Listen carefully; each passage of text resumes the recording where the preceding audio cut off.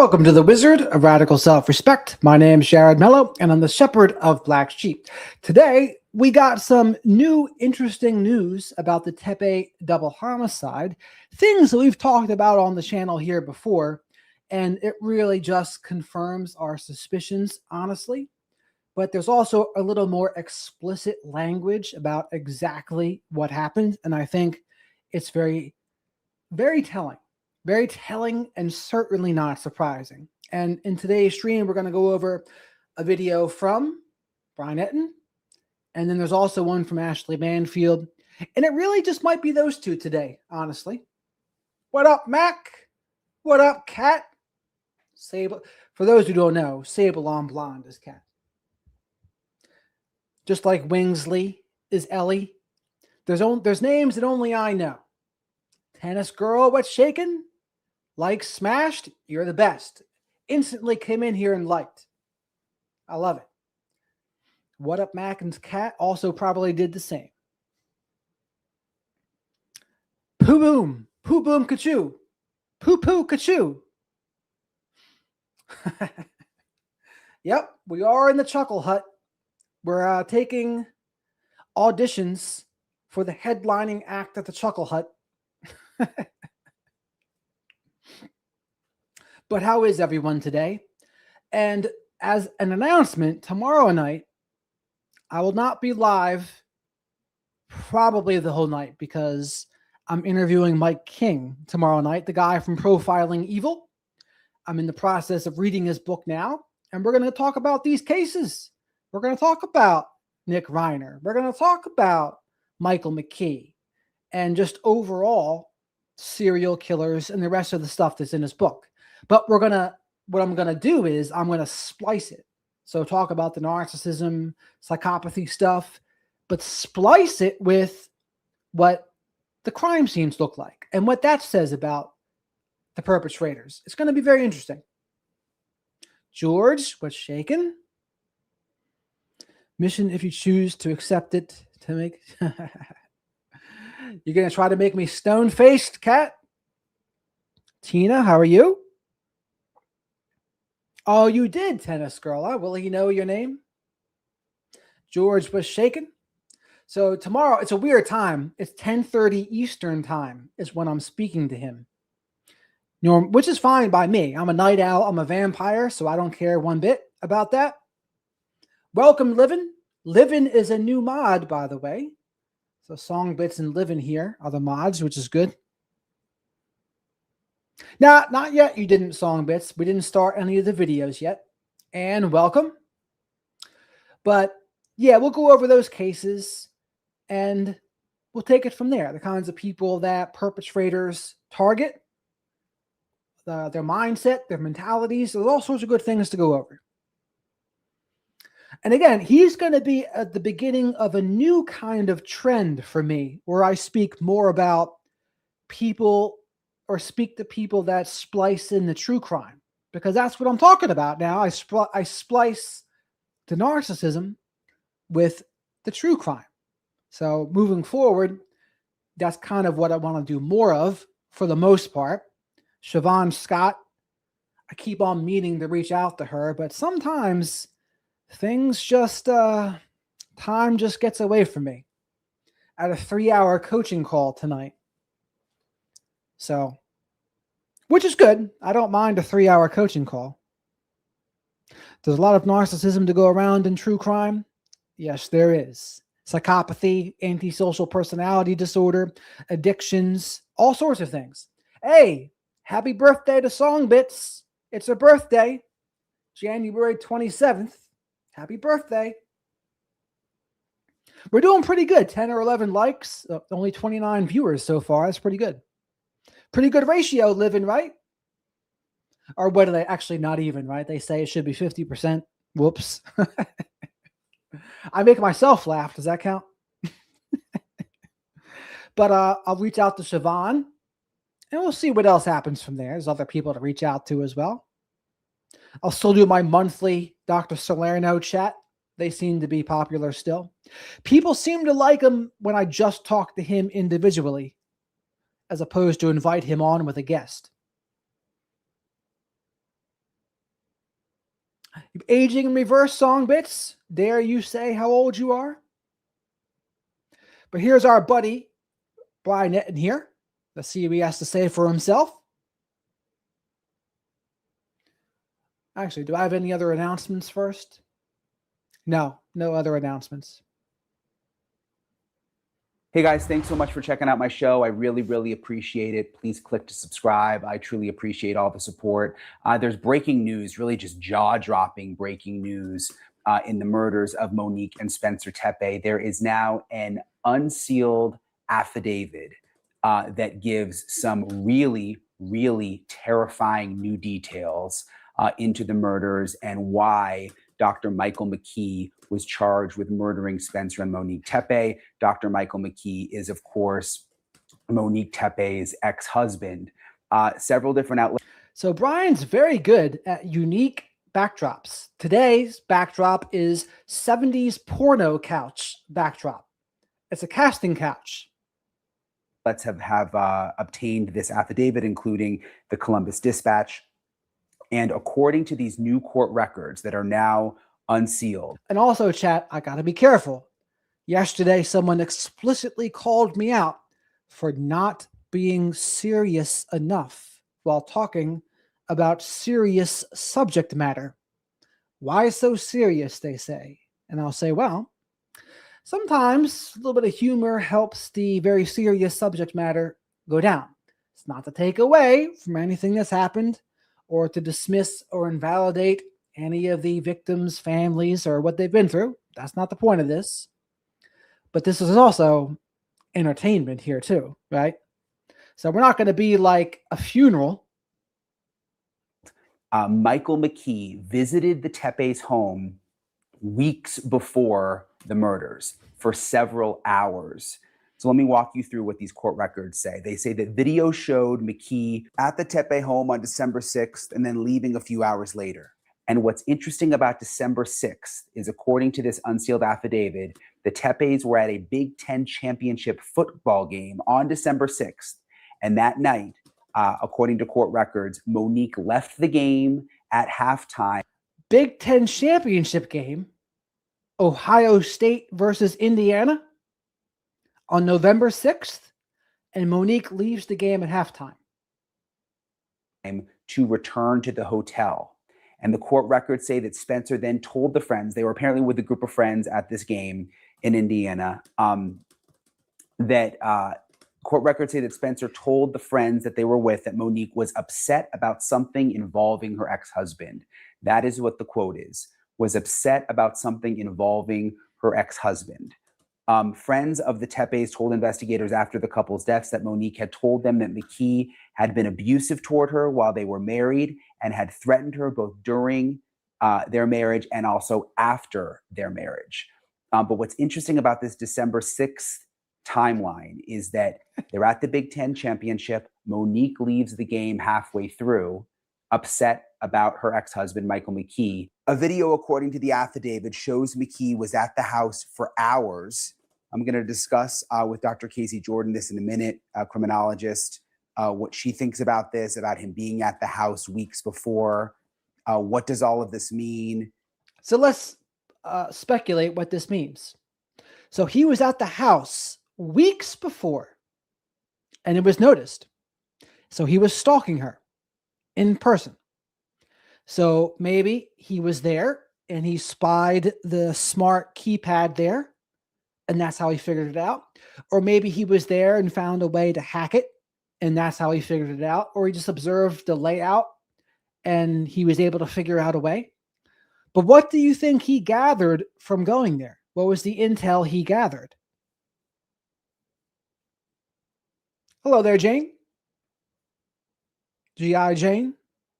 Did Monique know that he was at the house, or did she maybe suspect that he was at the house? Really just mind-blowing to think about. Also, according to the affidavit, friends of the Tepes told investigators that after the couple's deaths, that Monique had told them McKee had been abusive toward her while they were married and had threatened her before, both during their marriage and after it, which is what I just said. But the after it part is really interesting. We had suspected there was abuse. After it? So he abused her after. And what do they call that? Post-separation abuse. Post-separation abuse can be even worse sometimes than and clearly, this is a great example of post-separation abuse being worse. It ended in a double homicide. But this is also what can happen when you have to co-parent with a narcissist. Post-separation abuse. That's why they call it counter-parenting. They counter all of your parenting efforts. But again, which made me wonder, that phone call, that 911 call that the chief of police and Monique's family both said was not her. We played that video on the stream here. And Monique's crying voice did sound pretty similar to me than that 911 call. And is it possible there was also some stalking going on that night and she caught him? I think it's possible. Let's see what they say. Afterwards, at least one witness told investigators that McKee had forced unwanted sex and strangled Monique. That's according to the court records. Unwanted sex and strangled. Unwanted sex and strangulation. And what do they say about strangulation? If you've been strangled by your romantic partner, exponentially more likely to be killed by that partner. And this is another case in point. So if you've been choked, strangled, and we're not talking about BDSM fun here, we're talking about violent strangling abuse, that's a massive red flag to not ignore. Monique, and that McKee also made comments about how he could kill her at any time. And court records say that he said he would find her and buy the house right next to her, that she will always be his wife. Again, a lot of this goes back to a lot of the speculation that so many of us had about what may have been going on behind the scenes. And a lot of it now is in black and white in this affidavit. The affidavit also details how Columbus homicide detective. So what does that mean when you say, you'll always be my wife? What is that saying? It's saying, I will always be in control. You will never leave my control. And she did, though. She did leave his control for a while. And that's something that he just could not handle. Nope, you're not really going to leave control. If I can't have you and be in control of you, no one will.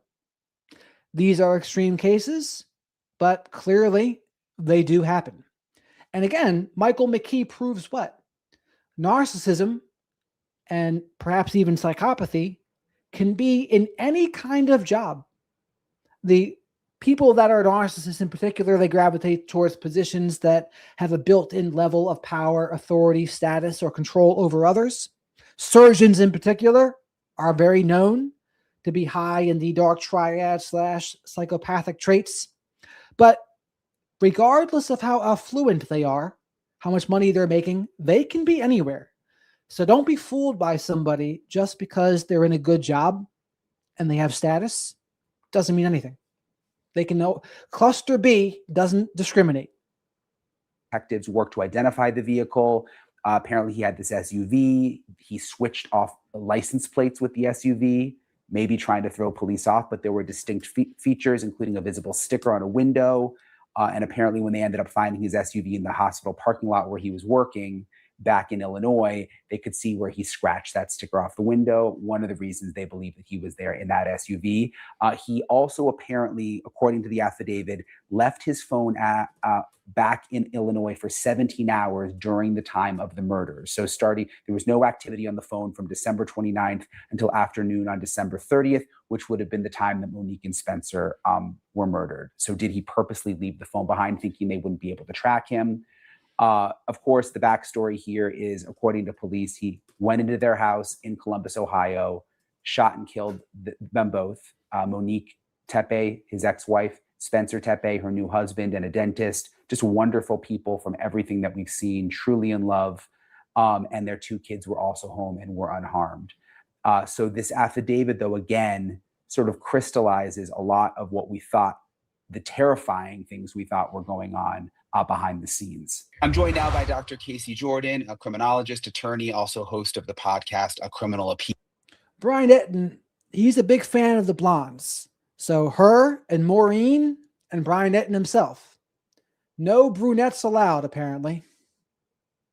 And Casey and I have been talking about the Tepe murder since the very beginning, and I literally just we called her like, we got to do this, we got to talk. I mean, this is insane. Like this latest affidavit that just came out. So many questions we've had are partly cleared up by this, but I have even more questions, which is why I want to talk to you.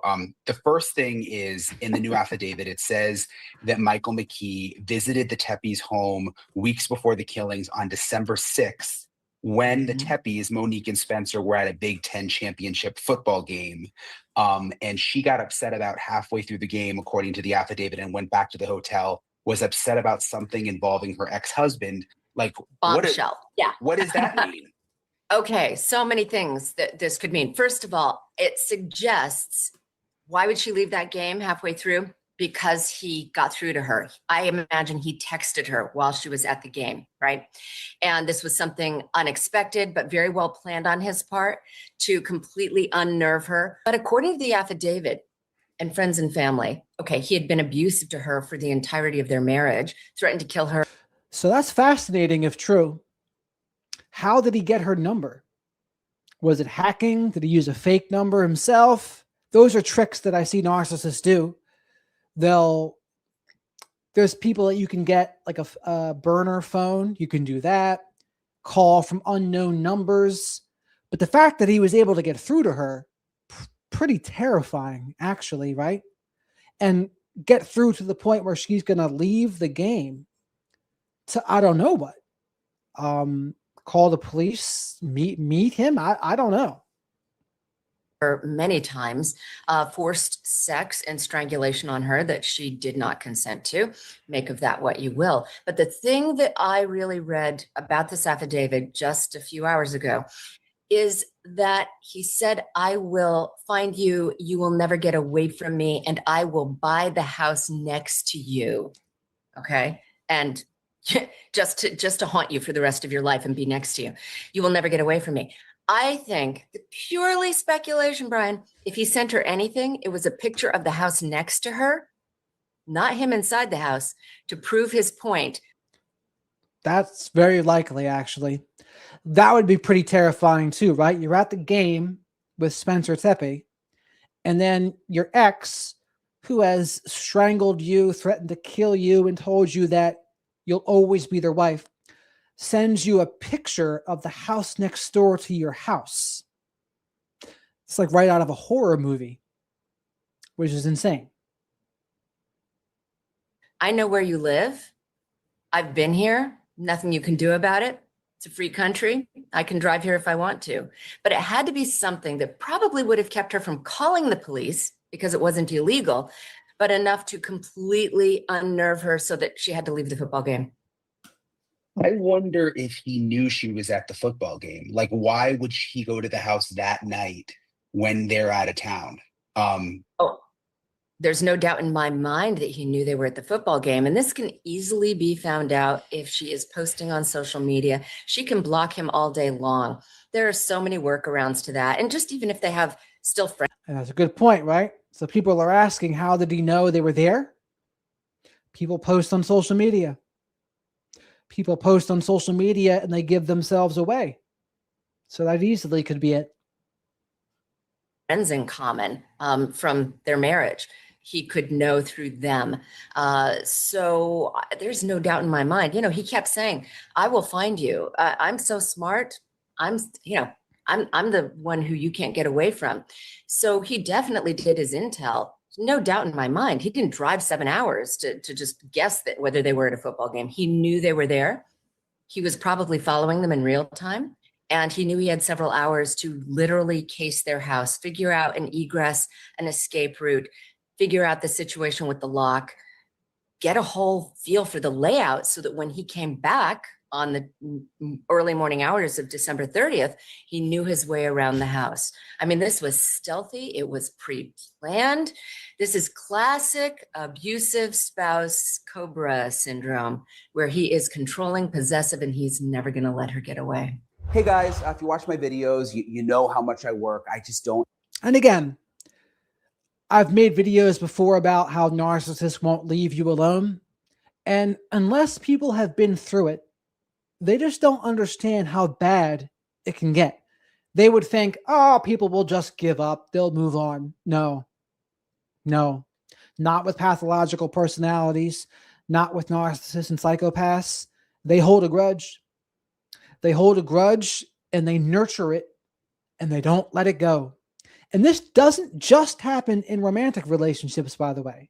It's the most prominent, but it can also happen in friendships or family relationships too, where they just don't give up.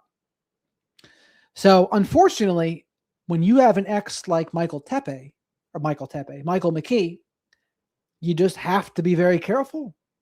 And I totally get it. You don't want to have to change how you live because of your ex, but sometimes you just have to take precautions.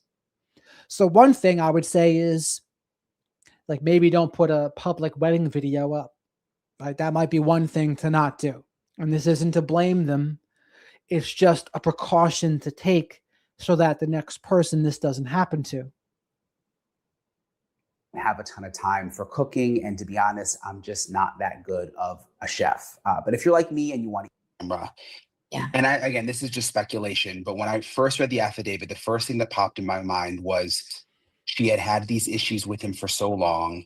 She has this amazing new husband, Spencer, who really just seems amazing based on the videos. I mean, their wedding video, and his family seems amazing. She's finally got what she wants. Like, also, shout out to Truth and Transparency. We learned about this a couple weeks ago when she reported that Michael McKee had said to Monique, "I will move in right next door to you." We went over that a couple weeks ago. We're on the cutting edge here, folks, with the help of Truth and Transparency. you said, and she's probably been complaining to him about McKee. Do you think she didn't want to, like, maybe she knew he was in the house, but like didn't want to alarm Spencer, didn't want to, like, God, I've already like been such a drag with this ex and everything is so great. Like, you know what I mean? Is that a possibility? Absolutely. I can envision the exact same thing. I mean, nobody wants to enter a good, happy marriage with their baggage. They want to leave it all behind. And she can let her current husband, and you're right, I mean, all indications are a really wonderful marriage. He knows about her ex-husband, but she doesn't want to bring that baggage into her current marriage. So she probably downplayed how afraid she was of him. She doesn't, she's got 2 young. I mean, this part's speculation.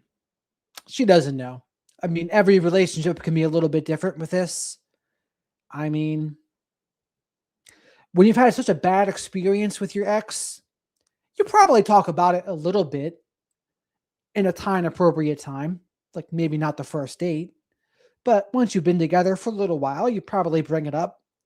And we already know, I think, that she did talk about this to Spencer because it's probably one of the reasons Spencer's workplace was so concerned, especially when they said, we were really concerned when we couldn't get a hold of Monique. What does that sound like? It sounds like they knew something was going on. So I think Monique did talk to Spencer about it, and rightfully so. Children, she doesn't want trouble in paradise. So she probably thought she could handle it on her own. She also doesn't want Spencer and on her birthday, Songbits gifts 5 Wizard of Radical Self-Respect memberships. Thank you very much for this, Songbits. And happy birthday. She's given gifts on her birthday. What a generous soul. I love it. Telling him of the problems she might still be having with her ex. She doesn't want him to get overblown and, like, here I come to save the day. She doesn't want him stepping in because she knows her ex well enough that if Spencer tries to stand up to him, things will get really ugly really fast. And like so many abused women, she believes she can manage it because she's been dancing with the Cobra for so many years. She thinks she has him not under her control. I mean, this woman seems to have a jump to conclusions, Matt, here. She's kind of pulled out a narrative and she's just kind of running with it. How true is it? I don't know. We already went over. We just said that I think she was already talking about this with Spencer. And we know this by how his office place reacted, or that's what I would speculate. Maybe they'd accuse me of speculating too, but that's what it sounds like to me. But that she can manage his control issues. And she doesn't want to make her husband aware of that because they are so happy and she doesn't want him to overblow things. But I can tell you that, based on everything the family and friends said in that affidavit, she lived in constant fear of him. He threatened to kill her many, many times during their marriage. And even in the 5 years she was with Spencer, he wouldn't let her go. I have a feeling he was blowing up her phone, but she was keeping it from her friends and family because she just wanted to enjoy the ride of this wonderful marriage and happy motherhood. I mean, that's not impossible, but I don't necessarily think it's true. I think she did talk about it with her friends and family. It may have been a decision that cost her life. Yeah, that's kind of what I was thinking. And you should never be embarrassed, but maybe she was a little just embarrassed. Like, gosh, I've got this awful part of my past that I just don't want to have to bring everything down. Also in the affidavit, it says that, and you kind of mentioned this, Monique had said that McKee had been abusive toward her while they were married and threatened her both during their marriage and after their marriage, which is something that you had been talking about, that you thought that there had been threats since they got divorced back, I think it was in 2017. It doesn't go into detail, but the fact that it says after their marriage, we now know that there was contact. Right. And just because we don't know as a confirmed fact that communication was going on between Monique, the police have not reported that they were having communication during her marriage to Spencer. But by all accounts, I suspect he was somehow getting through to her. She could, change her address, change her phone, but there are many ways, especially through social media. And I mean, what mother doesn't want to have a little social media to show pictures of her kids and stuff?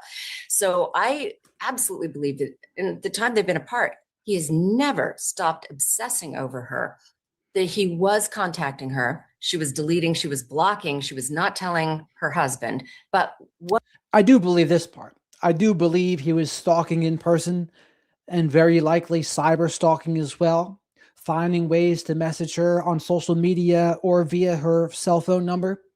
Yeah, I totally believe all of that. It's very likely.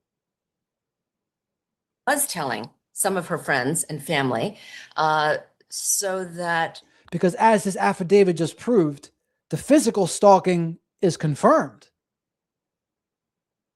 I would not be surprised, Brian, if they are doing a deep dive on phones that, we know he left his phone in Rockford, Illinois for 17 hours between the 29th and the 30th, the exact same time period that, of course, Monique and Spencer were killed.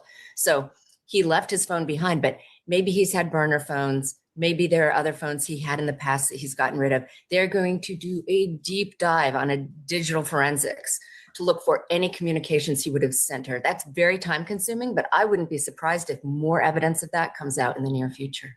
When obviously, according to the affidavit, you said he left the phone there. That seems like that would have been on purpose. I mean, why would you leave your phone behind for 17 hours? He must have thought they would be tracking the phone, don't you think? Of course. Yeah, best laid plans. Went to all the trouble to get different license plates, didn't take his phone. Obviously, oh my gosh, he might have printed things out on MapQuest or actually had a Rand McNally atlas in order to find. But he had been to the house before, so he knew how to get to the house. And we're so dependent on our phones that it's almost a little scary to leave your home without your phone for 17 hours. But of course, that was intentional. Who else did we see do that? Brian Koberger, so that the phone could not be tracked digitally. As he went the 7-hour drive down to Monique and Spencer's home. But that in and of itself is almost a red herring. Who leaves their phone at work for 17 hours and doesn't go back to get it? Because we all need our phones just for basic living. So, and any doctor, a surgeon, has got to have his phone on him at all times. So the fact that it was left behind at work for 17 hours is damning in and of itself. Also in the affidavit, it says that Monique had said that that McKee forced unwanted sex and strangled Monique. They used the word strangled. I'm assuming this is when they were married, obviously. And what do you call unwanted sex? SA? that tell you, especially the strangulation?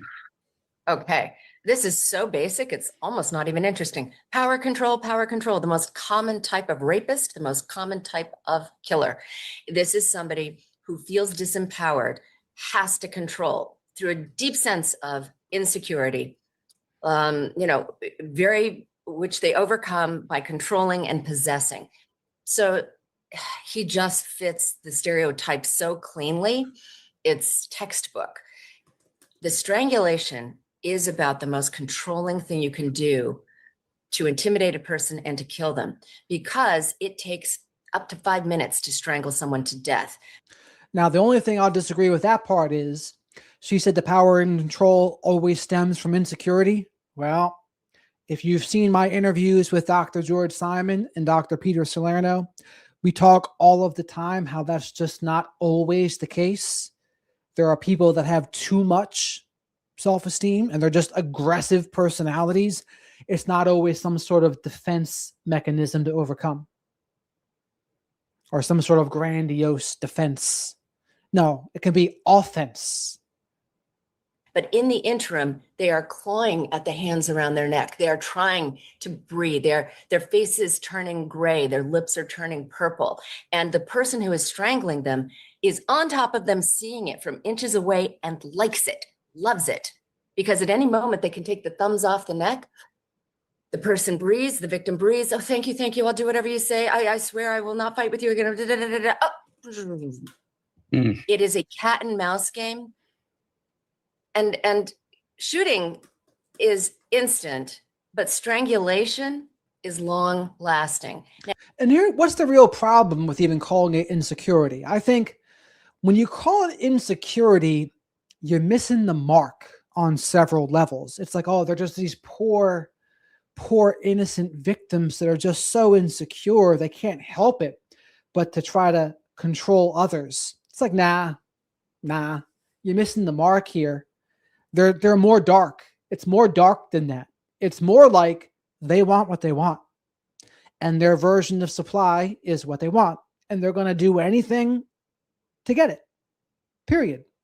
If that means taking control, that's exactly what they'll do. It doesn't mean that's an insecurity that's the prompting that and motivating that.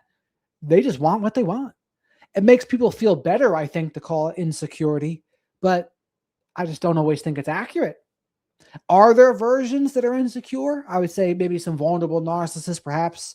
But a lot of these people, it's like, nah, they just want what they want. And they don't care who they have to hurt to get it because they lack empathy. Now, I know that he ended up allegedly shooting Spencer and Monique to death, but with a gun that was high powered enough to make sure it was done with a silencer. Again, control. The thing is that if during their marital sex, he enjoyed autoerotic asphyxiation of strangling her, that doesn't mean she liked it. It meant he was constantly reminding her, who's boss? I'm the husband. I can do with you whatever I want.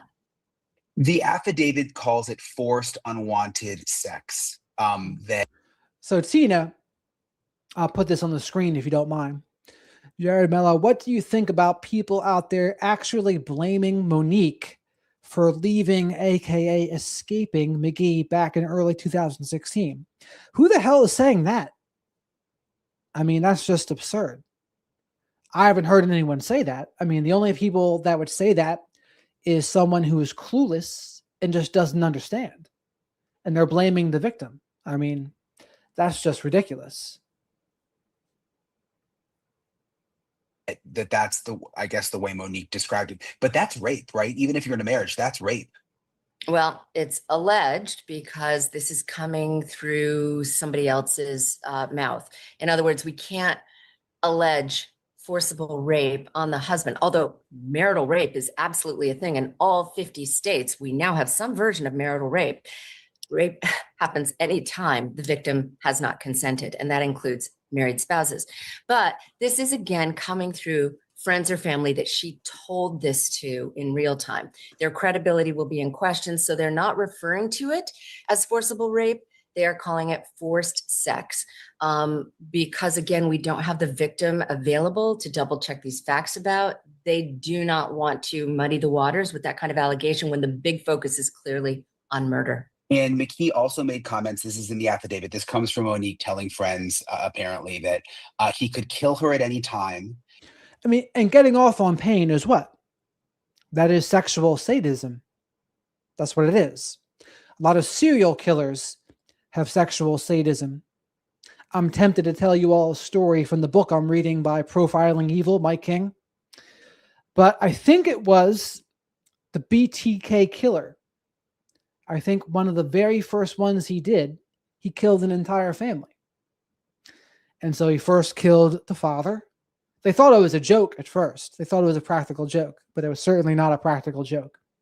So he kills the father, strangles the mother in a plastic bag, and then he kills another son that's however old, I don't know.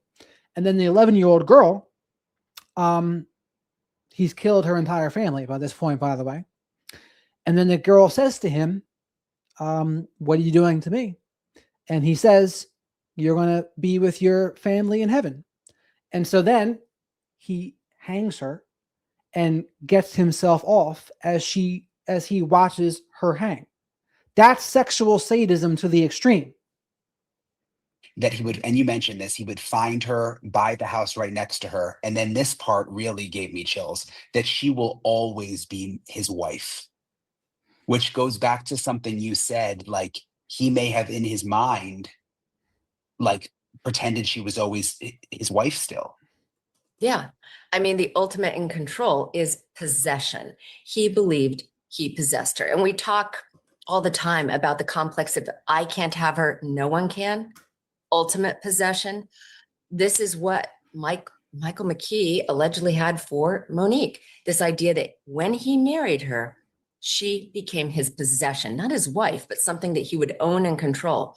And she may have a piece of paper that confirms the dissolution of marriage, but that means nothing to him. And I have no doubt that, we talked about the fact that he may have dated a woman for a year.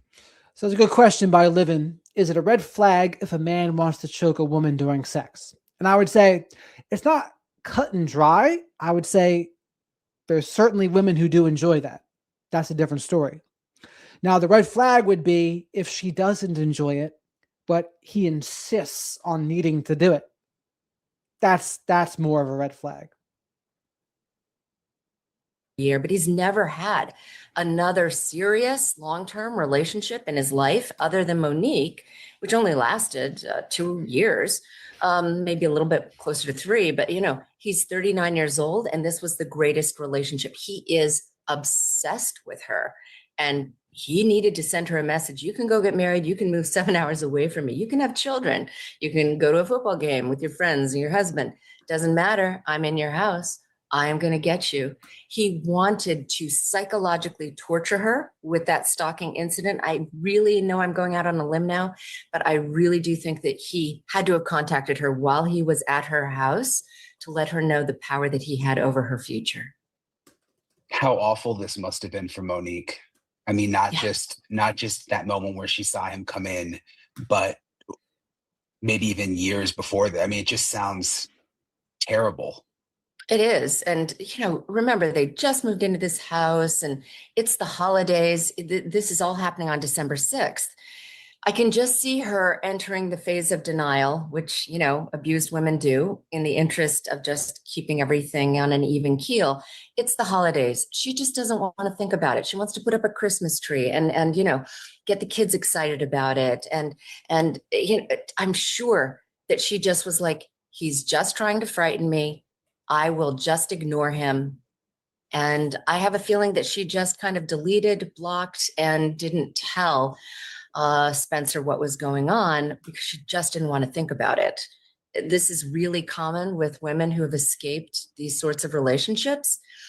They don't want the fear of the ex to control their lives, so they often enter a state of kind of tamping it down and denial, focusing on the good things that are at hand so that they don't freak out, which in some cases they should be doing.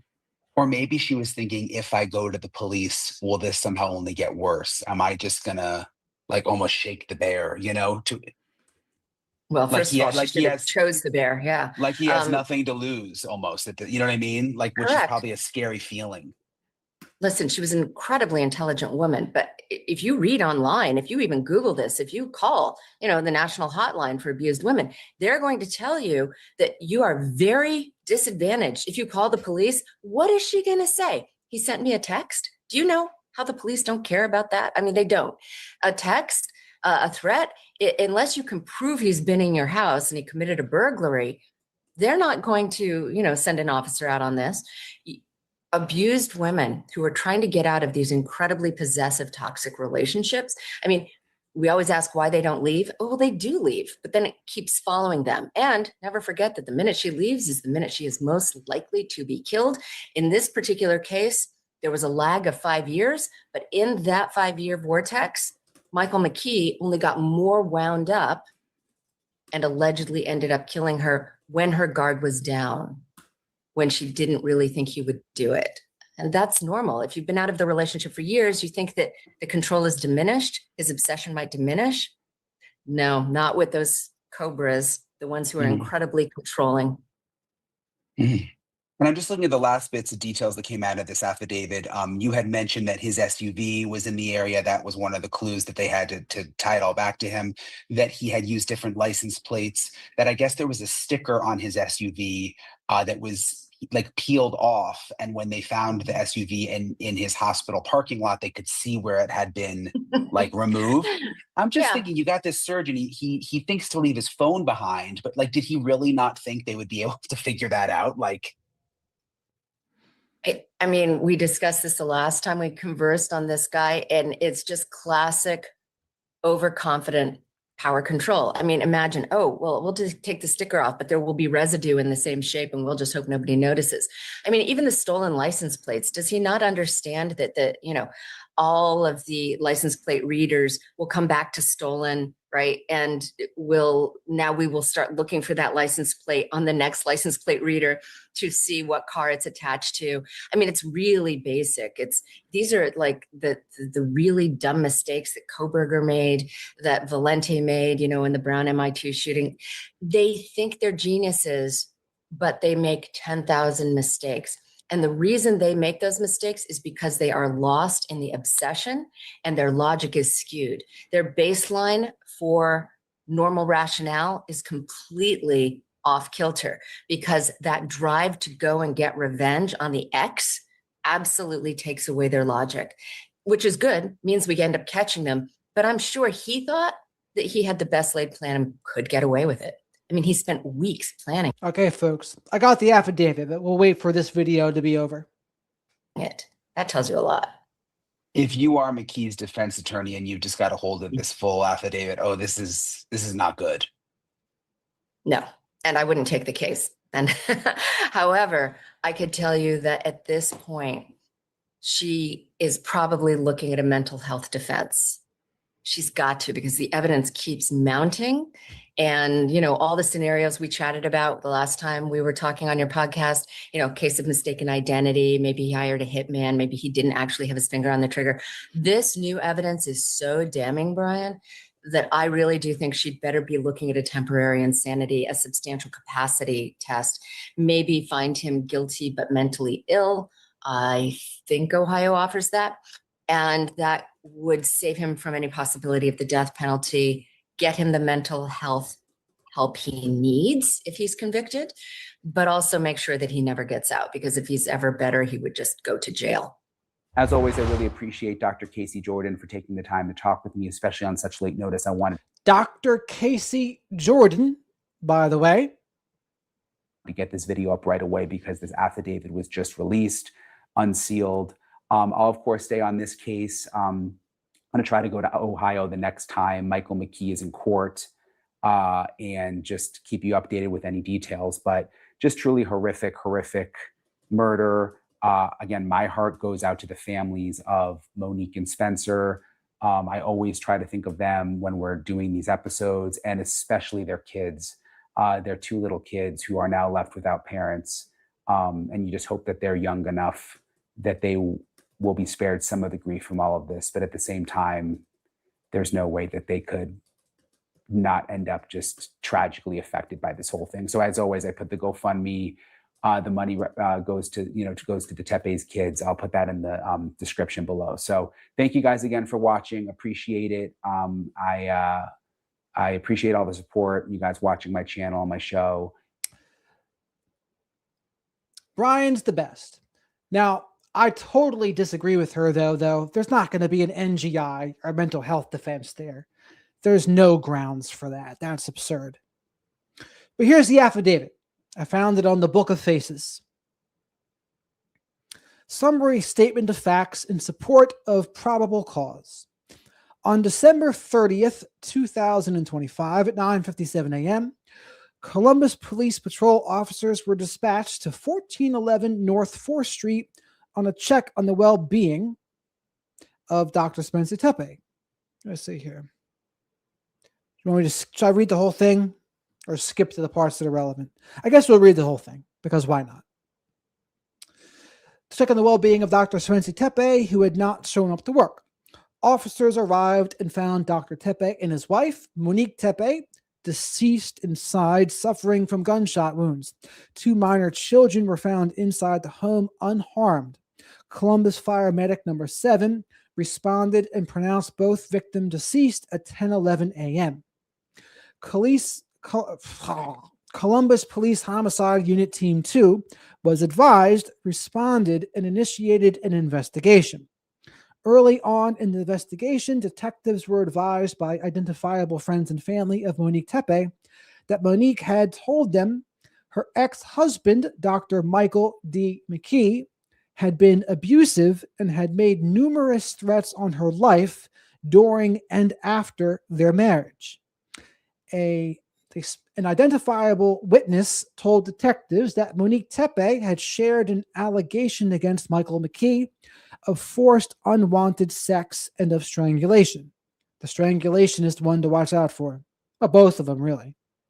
Another identifiable witness told detectives that Michael D. McKee had told Monique that he could kill her at any time and would find her and buy the house right next to her, that she will always be his wife. Obnoxious. And it's all about control, right? And so that, could it be him sending a picture to Monique of the house next door? That tracks. That tracks like something that could happen. An intimidation in order to terrorize. During the investigation, detectives were able to identify a suspect through neighborhood video surveillance. This suspect was tracked to a vehicle which arrived just prior to the homicides. Excuse me.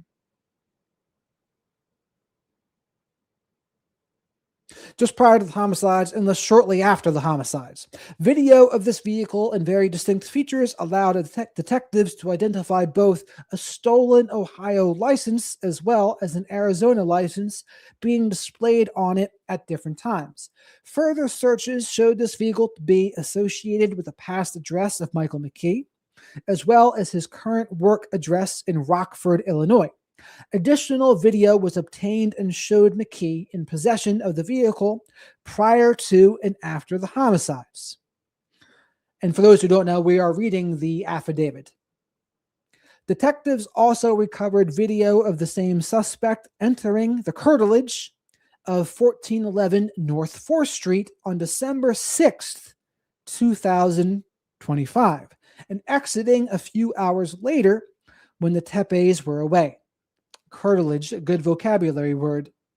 These dates are consistent with video recovered of the silver SUV and are consistent with dates with Michael D. McKee was not on the schedule at St. Anthony's Hospital. On January 9th, 2026, detectives seized the silver SUV bearing the Arizona temp tag from the lot of St. Anthony's Hospital in Rockford, Illinois, where Michael D. McKee works. Detectives noticed fresh scrape marks on the window where the sticker, which had been on the vehicle prior to the homicides, had been hastily removed. During the time of the homicides, Michael McKee's phone had been left at St. Anthony Hospital in Rockford, Illinois, and showed no activity for approximately 17 hours from December 29th, 2025 until after 12 p.m. on December 30th, 2025.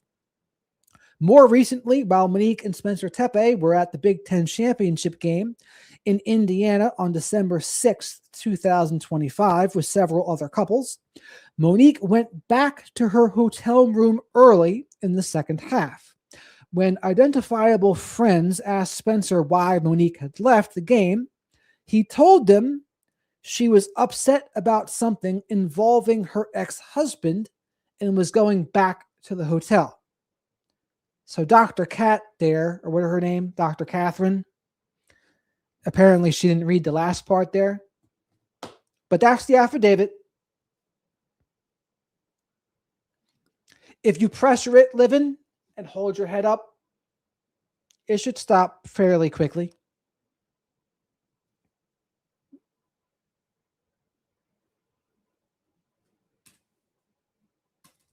The frick?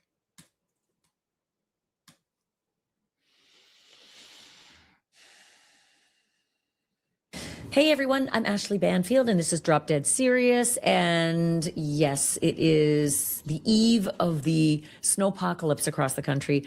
And I'm in Vermont and it's very cold. It's the temperature right now, 1 degree without the wind chill. So like minus 20 with the wind chill. So I've got my flannel on and a roaring fire.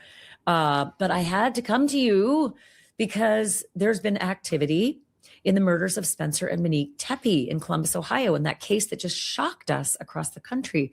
You remember the young couple gunned down inside their own home while their children were sleeping just feet away on the...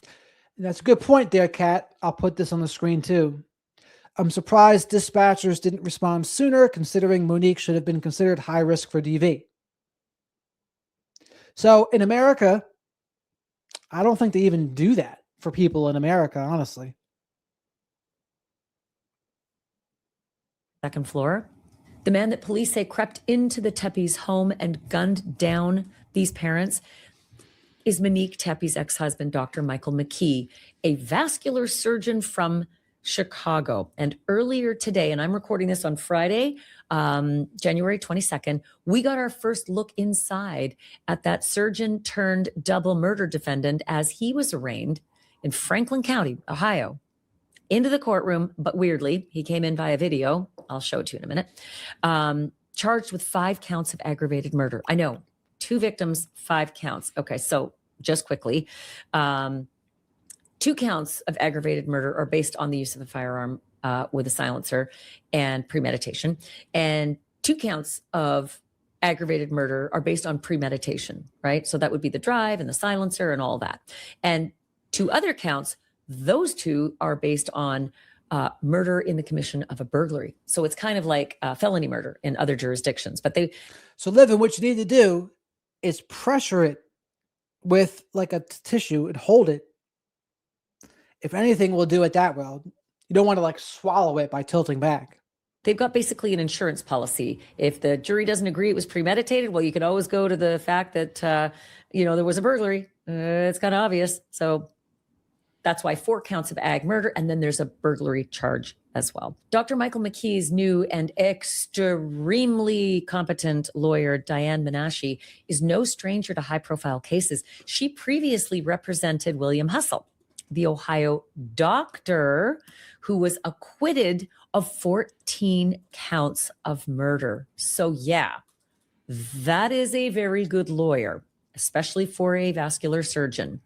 But today, that defense lawyer didn't have to do a whole lot of heavy lifting. Today was very different. And that's because that court appearance was like fast and clinical, and it was over almost before it began. Take a look.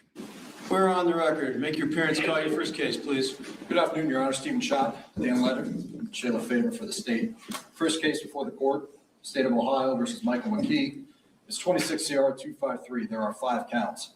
4 counts of aggravated murder, unclassified felonies, 1 count of aggravated burglary, felony 1. Each of these counts come with a 3 and a 6-year firearm specification. Thank you. Counsel, please make your appearance. Thank you, Your Honor. Diane Menashe on behalf of Michael McKee. Thank you. Your Honor, with respect to the allegations, we would acknowledge receipt, waive reading, enter not guilty pleas to all counts contained therein. And we've watched this woman work before, and she knew her shit, and she defeated the prosecution on that other case where she was defending a man. And as a man, and you're on trial for murdering a woman, generally a good thing for you, for the optics, to get a female lawyer. Also waive bond at this time, although we certainly reserve the right to raise that at a later date. The plea of not guilty form has been executed and signed on behalf of my client. Nothing further. Thank you, counsel. I've signed the not guilty plea. I'm signing the bond form indicating that bond has been waived. Anything further? No, Your Honor. Thank you. Thank you, Judge. Thank you. Before the police ever stepped inside that house, there was a phone call that was made. It was a 911 call that was placed by a friend of Spencer Tepe's, a call that alerted dispatch that something was really wrong inside the Tepe's home. We have played you that call before, and it is hard to hear, but it matters. So I want you to hear it again, knowing what we know now, because everything in it will be a clue that I'm about to discuss with a very smart forensic investigator. Let me get you on the line with the medic, okay? Stay on the line. And that's what I've seen too. When people post a lot of lovey-dovey stuff on Facebook or Instagram, selfies, talking about their love for one another, a lot of times I always think of that as, are they trying to convince themselves they're in a good relationship here? Or is it just more about image to them? They want to appear like they're in a very happy relationship. I've known people do this who have done this, and I know behind the scenes a completely different story. And granted, I only learned that by accident because it's even involved some of my friends. My friends didn't even tell me. From other sources, I learned it, and I was like, wow. But I can't say I'm surprised. So this is a 911 call from Spencer's friend. And I guess it's the morning of when he's not coming into work.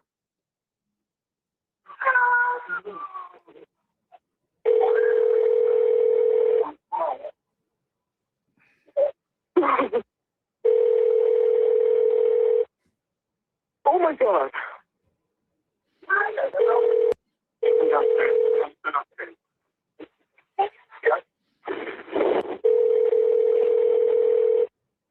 What is the address of your emergency?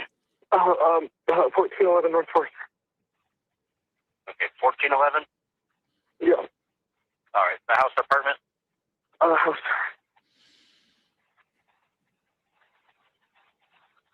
This sounds like after. This actually, I lied. This is after, it sounds like. All right, I mean, what's going on there? There's a body. Yeah. So this is not before. This is after. Our friend wasn't answering his phone. We just did a wellness check. We just came here, and he appears dead. Okay. There's blood. He's laying next to his bed, off of his bed, and there's blood. I can't get closer to see more than that. Okay, so you can tell he's obviously not breathing or anything? Yeah. Is it like kind of like you know, does he look like... It doesn't puddled. I can't look. Okay, all right, understand. Now that phone call is really raw, and it captures something very important. The moment before the investigation actually begins. And it raises a lot of questions that investigators are likely still working to put together an answer. To help us understand what the crime scene may tell investigators moving forward, I talked to somebody who knows how these cases unfold from the inside. Dr. Laura Petler is a forensic criminologist, an expert in domestic violence and staged homicides. So basically, what I wanted to know is what the scene of the crime, the place where this couple met their deaths, what that tells us. Because there is so much that the layperson would never see. They would see a bloody scene and they would be terrified, just like that 911 caller. But to the trained eye, they see a story. They see an entire story playing out. What the killer did, how long the killer took. Did the killer torture? And this is good. I'm going to talk about this with Mike King tomorrow night. but the crime scene tells the tale. There's disorganized crime scenes and more organized crime scenes. Professionals that have experience that are not being very emotional, they have very organized crime scenes that clean up after one another. But disorganized crime scenes with stabbings, leaving shells behind, Nick Reiner and Michael McKee, they both fit that category, right? But that speaks to a different kind of killer. Often a novice, often someone that's emotional. But the difference is usually those crimes involve a random person, but not this case. Now, very not random in both cases. Torture these people, or even psychologically try to torture these people? Did the killer kill one person and make the other watch and then kill the other? Did those people try to crawl for help and then get a second bullet? I mean, there's so many things that forensic investigators see that you and I may not. But before I play you this conversation, and trust me, you've got to stick around for it, and also subscribe. It would do me a big solid if you would subscribe. Thank you. I just want to thank you. If you've already subscribed, if you're a member, thank you so much for supporting this podcast. I couldn't do it without you. I also want to thank my sponsors, because honestly, I cannot do it with them either. And my latest sponsor, Cook Unity, I'm obsessed. It's been a complete lifesaver for me because I am not a good cook. Chris is a great cook, but when he's not around, I can make toast. So Cook Unity, she's an expert in domestic violence. She's also an expert in staged homicides. And this woman knows her way around a crime scene. Code Banfield, try it out. Cook Unity, use the code Banfield, and you're welcome. Okay, back to the case. Dr. Laura Petler is a forensic criminologist. She's an expert in domestic violence. She's also an expert in staged homicides. And this woman knows her way around a crime scene. She can tell you almost exactly what happened before the bullets went out, after the bullets went out, and as the crime scene investigators arrived. Here's our conversation.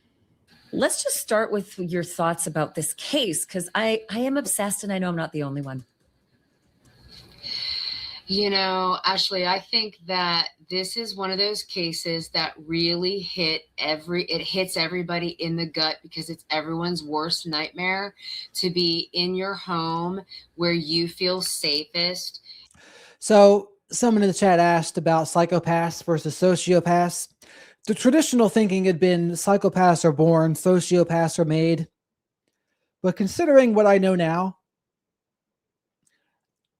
I don't even know if I would say there's much of a difference, honestly. I think they're probably both born, honestly. And because what are you saying when you're saying a sociopath can be made?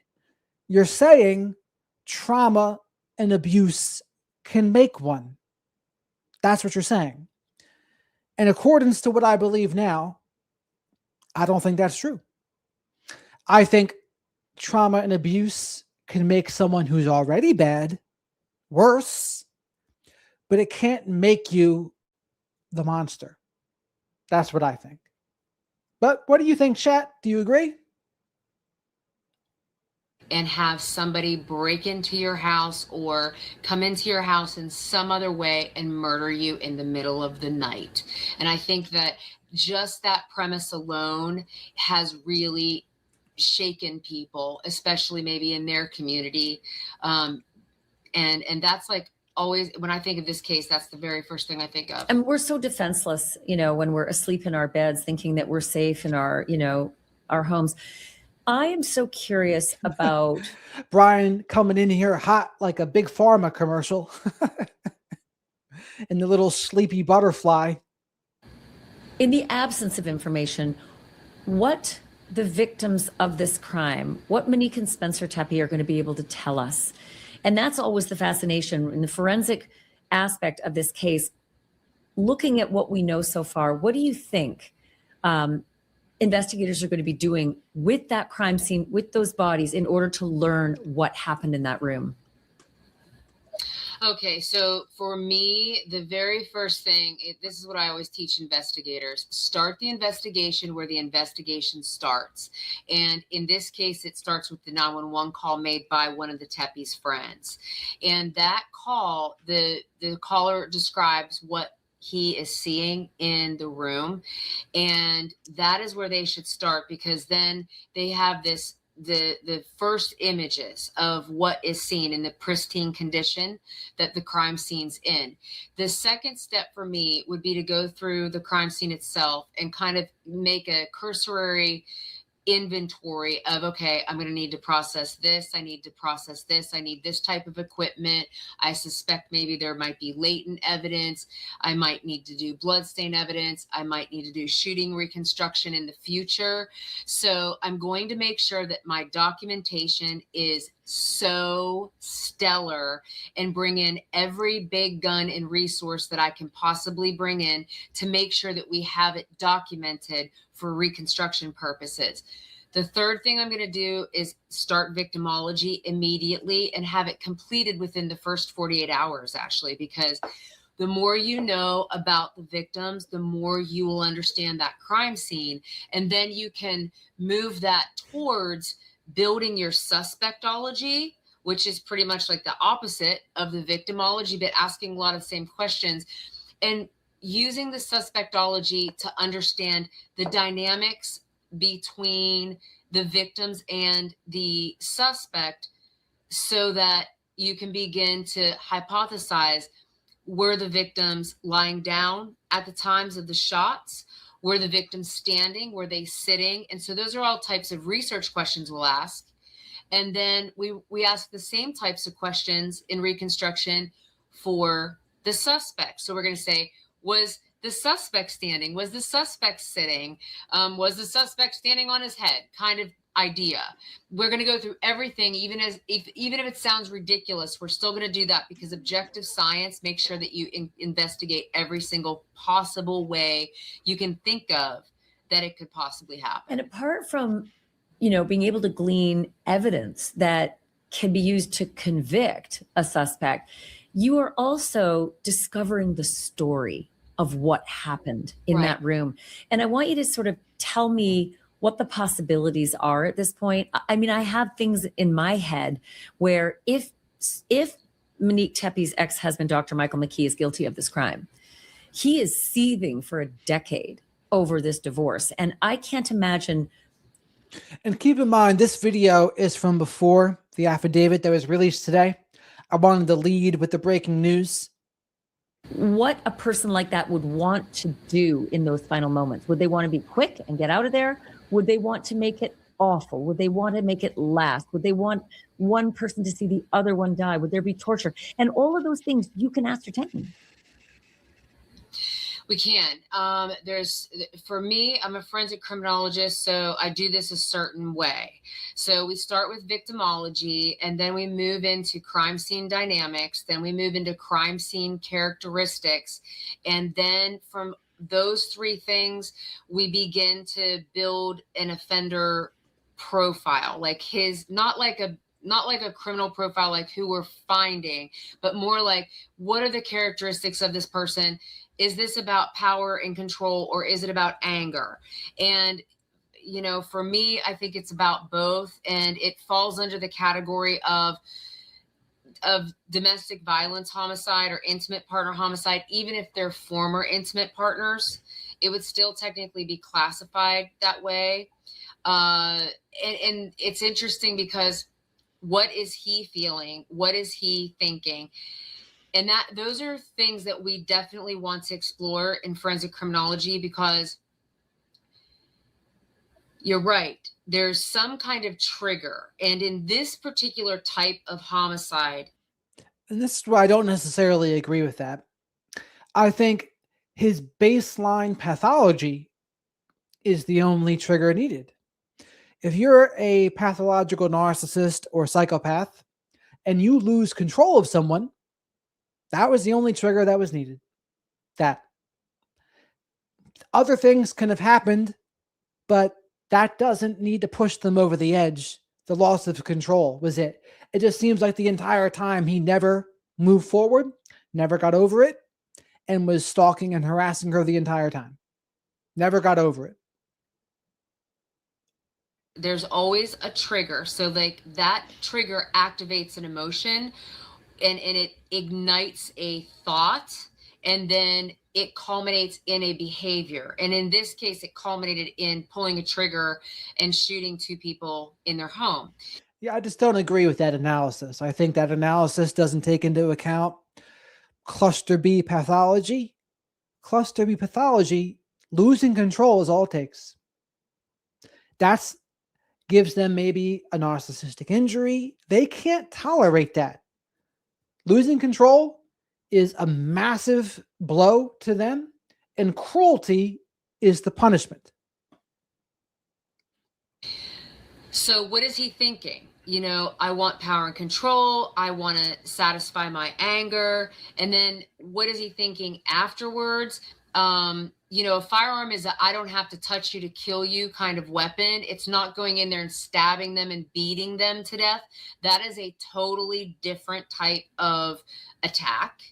So he wants to keep it clean. He wants to keep it organized. He wants separation. He wants to keep control of the scene and have that distance between him and the victims. So we already know those things by his choice of a firearm, as opposed to his hands, or as opposed to a club or a knife. So we can already understand those things about his psychology. And then, you know, what did he do afterwards is really kind of going to explain what this is all about. Because normally in cases like this, we see the trigger on the front end and we see benefit on the back. Explain that. What do you mean? So murder in this particular case, like in domestic violence. I don't really think the malpractice thing was it. He was doing this the whole time. Even before the malpractice thing, he was threatening to kill her, told her that she would move in right next door to him. All that was before the malpractice stuff. Homicide, intimate partner homicide, it's conflict resolution for the offender.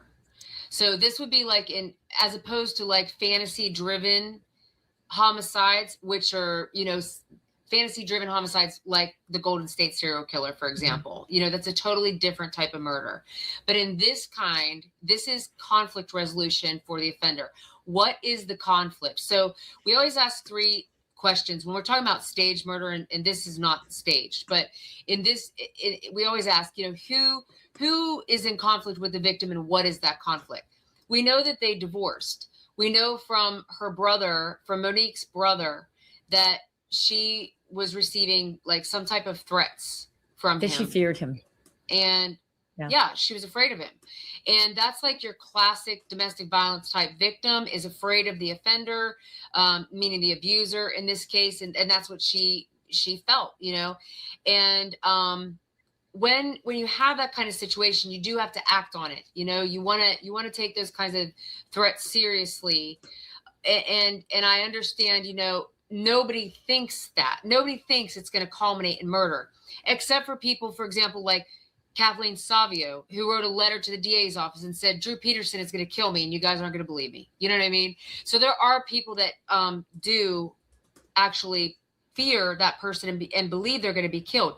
But I very seriously doubt that was what Monique was thinking at this point, many years down the road.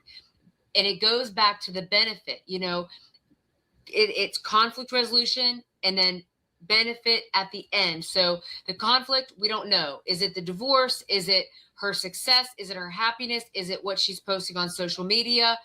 And then that's, you know, we have to identify the trigger. And then what's the resolution? The state. And this trigger concept, I'm going to go over this with Mike King tomorrow, the guy from Profiling Evil. And I'll say what I've been saying, that the baseline pathology, that's the only trigger needed. And then losing control. It's alleging that the resolution was murder. And that's the resolution to the conflict. There's lots of ways you can resolve conflict. But this is what he chose. And then how does he benefit from the victim's deaths? There's always a payoff. So then talk to me about that. You were mentioning something about the after effect after the trigger is pulled and the behavior after. So walk me through a little bit of that and the psychology of it and the story that you can learn from the forensics about the after effect after the trigger was pulled. So, you know, the shooting reconstruction that I would do. The payoff is I can't have her so no one can have her. That's the payoff. No more. You're not going to be envious of someone who's dead. You can't see their happiness. They can't upgrade when they're dead. Personally, that how I would handle this case, I would go through the victimology, I would go through the autopsy and wound pattern analysis, the suspectology, all the crime lab reports, and then I would build that into the reconstruction and the pools of questions for the victim's questions and the suspect questions. And then I would merge that together with a laser reconstruction inside that room. And the good thing about that Like room literally is that a laser, literally a laser reconstruction. Yes. So we use something that I invented called the Kaleidoscope Crime Scene Reconstruction System. And it is a shooting reconstruction and bloodstain reconstruction system using lasers. So we would be using lasers. And did you ever see those glowing dowel rods? Always in trials. CSI. Yeah. Yeah. I invented that system. Wow. So that's the system that we use here. There are many systems people can choose, but we use that one because that's the one that I like to use. So I would be using forensic mannequins or digital animation or a Leica 360 or a Faro. These are all forensic reconstruction systems. You can use many different ones. I like to use the lasers because you can show a jury, exactly, I don't mean exactly down to the millimeter. I mean an area, a range of where that shooter was standing or sitting or positioned in that room. And then per shot, you can reconstruct that to get a glimpse of the event. It's important to recognize that the limitations of reconstruction is only going to give you a glimpse. It's not going to give you the entire full gamut because none of us were witnesses. Right. So we're never going to know the full story. We just can get an idea of what happened through that recon.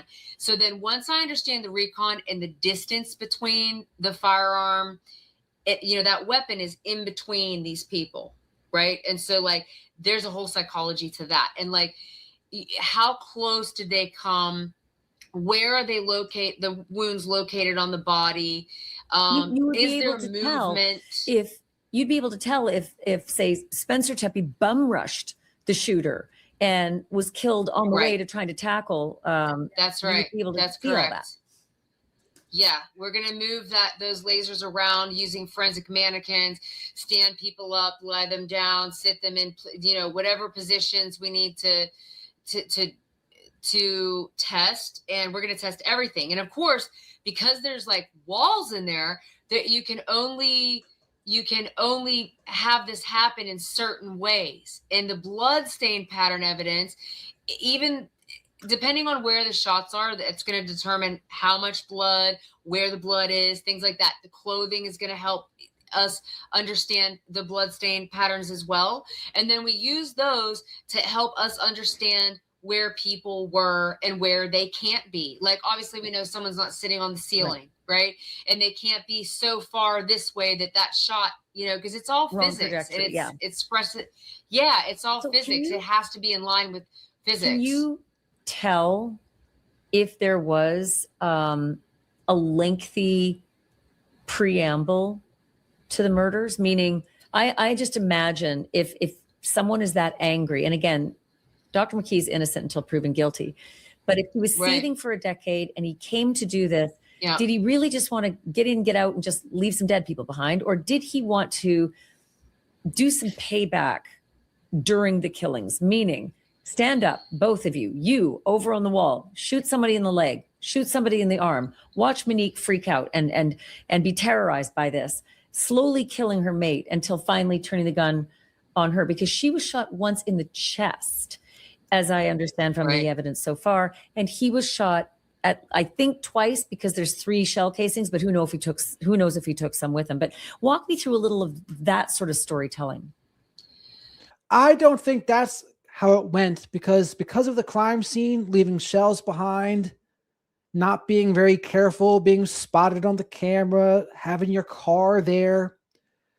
that leads me to believe of a careless act, like with more of emotional, not calm and calculated as much. I don't know.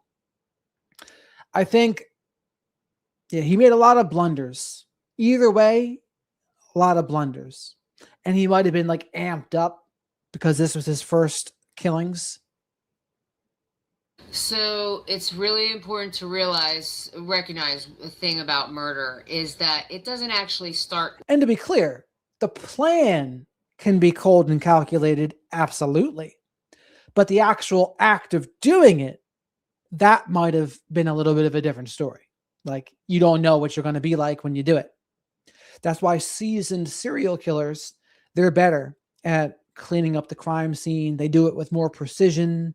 They'll often leave calling cards or leave the victim's bodies in certain positions to leave a message or write things.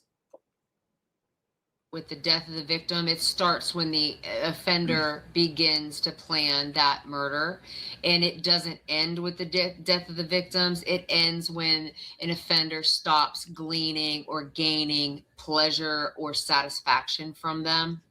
So this actually started long time before they were actually killed. Who knows how long? Was it 10 years? Was it a trigger that triggered him recently? Was there strain in his life?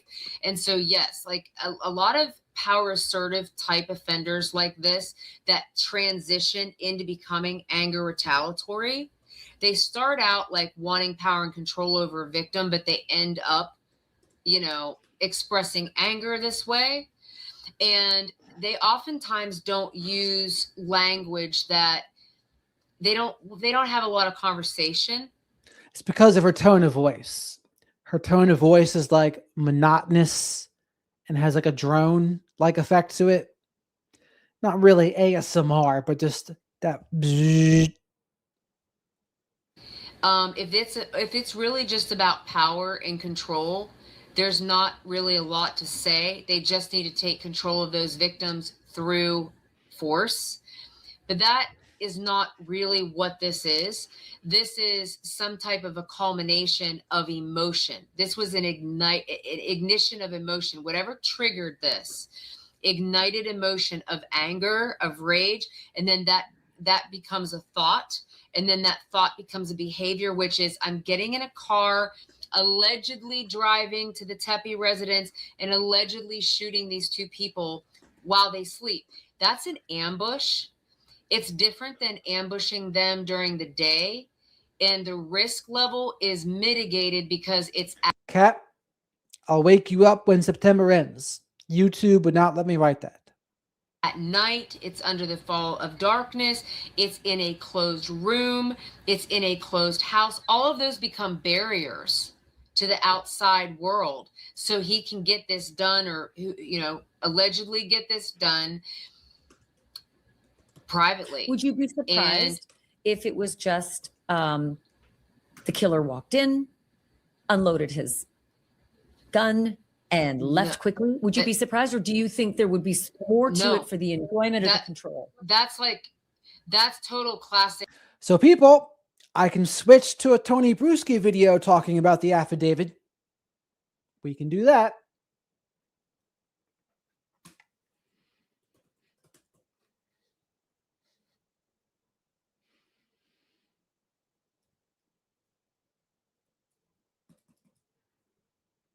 Tony Bruschi.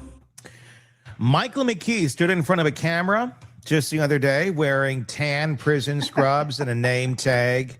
Didn't say a word. Oh my Lord, that woman was torturing you all in the chat. Oh my God. Word. His attorney said it for him. Not guilty. The whole thing took less than 2 minutes. 2 minutes. If you think that was the story, the plea, the formality, the box being checked, you're missing what actually happened here. Because what happened is the battle lines just got drawn.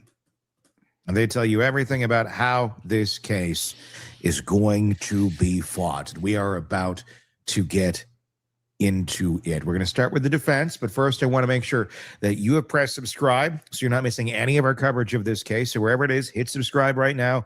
Wherever you are, subscribe to my channel right now and hit the like video or like button if you have not already. And consider becoming a member. And understand that super chats are the best way to get questions answered. And let us know your thoughts as we go through this in the comment section on YouTube, in the comment section, or on our Substack page. It's free to join right now, hiddenkillers.substack.com. The link is in the description. There is no paywall. You can interact directly with us here in the studio on it, and you get our videos a day before they go to YouTube or anywhere else. So if you want access to everything early, check out the Substack. It's free. All right, let's start with the defense here. McKee, he didn't grab a public defender. He retained Diane Menashe. And if you don't know that name, you should. Menashe is arguably the most formidable criminal defense attorney in Columbus. In 2022, she co-led the defense of Dr. William Hussell, the Mount Carmel physician charged with murdering 14 of his own patients by allegedly giving them lethal doses of fentanyl. Jesus, 14 counts of murder. It's a case that received national headlines, a case that also seemed on paper rather unwinnable. Guess what? Hussell was acquitted on all 14 counts. Menashe's strategy in that trial was... And this is Michael McKee's lawyer now. Got a person off with 14 fentanyl deaths. Almost surgical. She and co-counsel Jose Baez, yes, the Casey Anthony guy, called exactly one witness during the entire defense. One. Her philosophy, which she's talked about publicly, is that once defense attorneys start presenting evidence, they take on the burden of proving their client's innocent. So actually, this mic looks like an old school 50s mic. I like the retro look, actually. I mean, Tony would look ridiculous with one of those mini mics. That Tesla Tiss, whatever her name is. She doesn't do that. She picks apart the prosecution's case and let its collapse take place under its own weight. That's who Michael McKee has hired, a 27-year veteran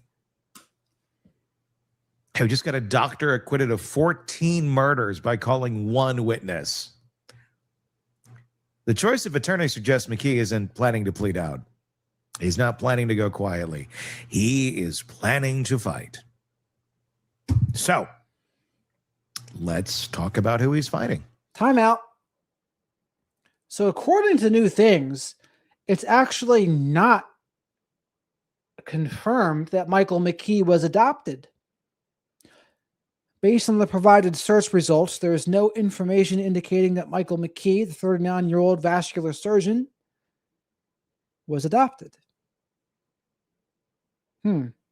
Some discussion in the search results mentions a different individual, a 39-year-old in a separate story, who found out he was adopted at age 3.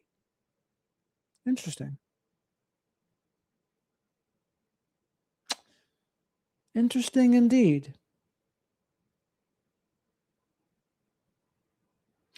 So other stories say, True Crime Mama on Facebook, multiple sources confirm that McKee was adopted as an infant by a former Tri-Valley local schools administrator and his wife. The couple was reportedly unable to have biological children. McKee was raised as an only child in Muskingum County, Ohio, a close-knit community. He attended and graduated from a local Catholic school.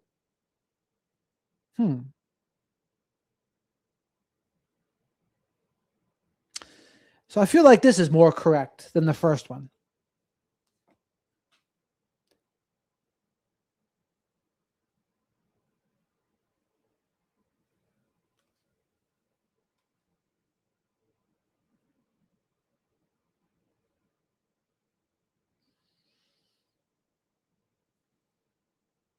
Franklin County prosecutor Shayla Favor announced this week that she's joining the McKee prosecution team.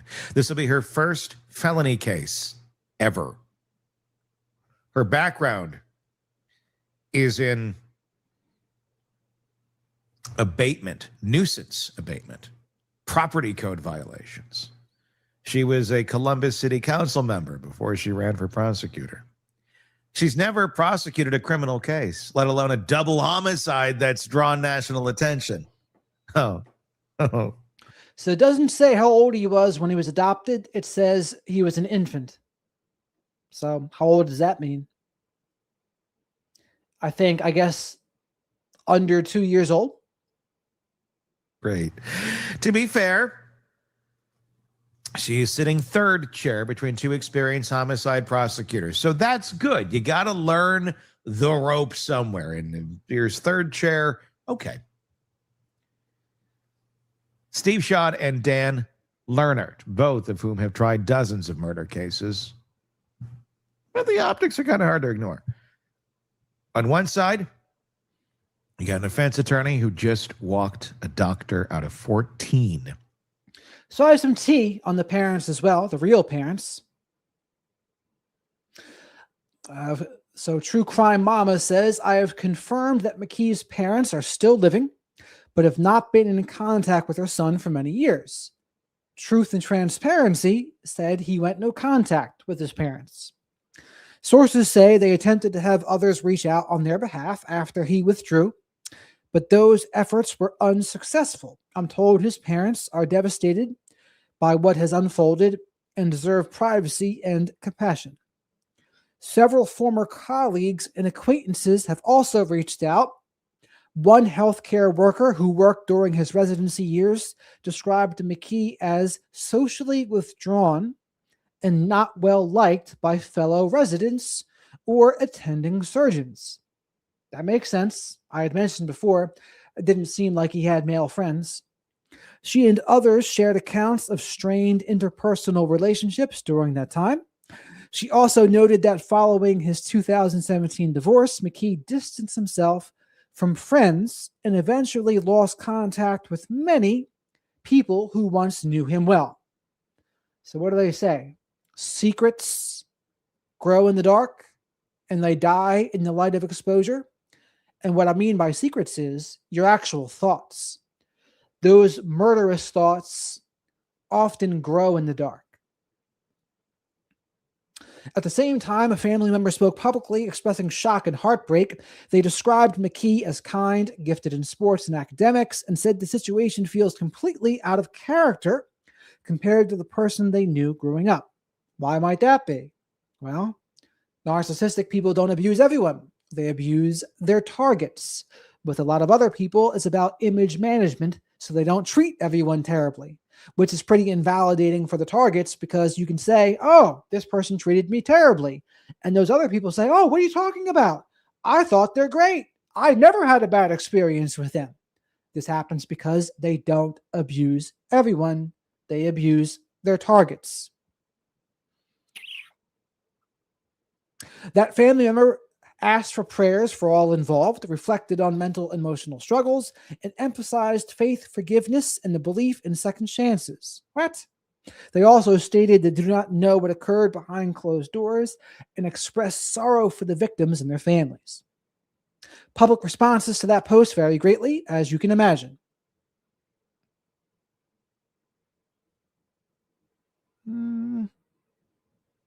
That's good enough for now.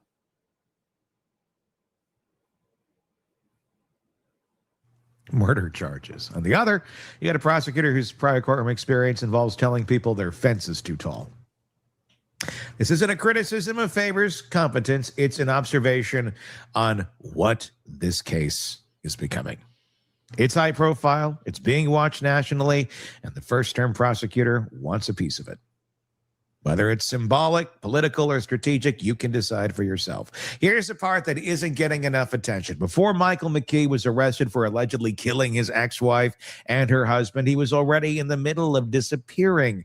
There's a medical malpractice lawsuit pending against him in Las Vegas. The allegation is that in July of 23, a physician's assistant under his supervision left an 8-inch piece of plastic catheter inside a patient during a procedure. Emergency surgery, complications, a lawsuit names McKee, the surgical group, and the PA. And on a side note, those medical errors happen way more than people would think. There's a fair amount of them. A lot of them occur because of tiredness, and errors, they happen a lot, unfortunately. But they don't want you knowing that, because how would that help? It would just make you more scared. Maybe you'd be more selective with which hospital you went to. I don't know. When attorneys tried to serve McKee with the lawsuit, they couldn't find him. According to court filings, process servers made 9 attempts over 3 weeks. They went to his listed addresses near Rainbow and Cheyenne and Vegas. No answer. Blinds closed on October 1st of 25, 2 months before the Tepe murders. A server heard the TV on inside. He knocked. The TV turned off. No one came to the door. A week later, they left a contact card and still nothing. Then they reached out to a colleague at the surgical group, Dr. Peter Carvella. His response, according to the server's declaration, McKee had just disappeared. Just disappeared. Here's the kicker. The address the surgical group had on file for McKee, it didn't exist. It was fake. His Nevada medical license expired in June of 25. His malpractice insurance attorneys never contacted the plaintiff's lawyer, which for a surgeon is bizarre.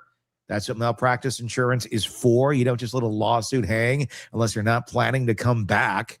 The plaintiff's attorney, Dan Laird, told a reporter he was shocked when he learned about the murder charges. His quote, if you listed out the people who would likely be accused of committing a double homicide, a fully trained vascular surgeon would be at the bottom of my list. And yet here we are.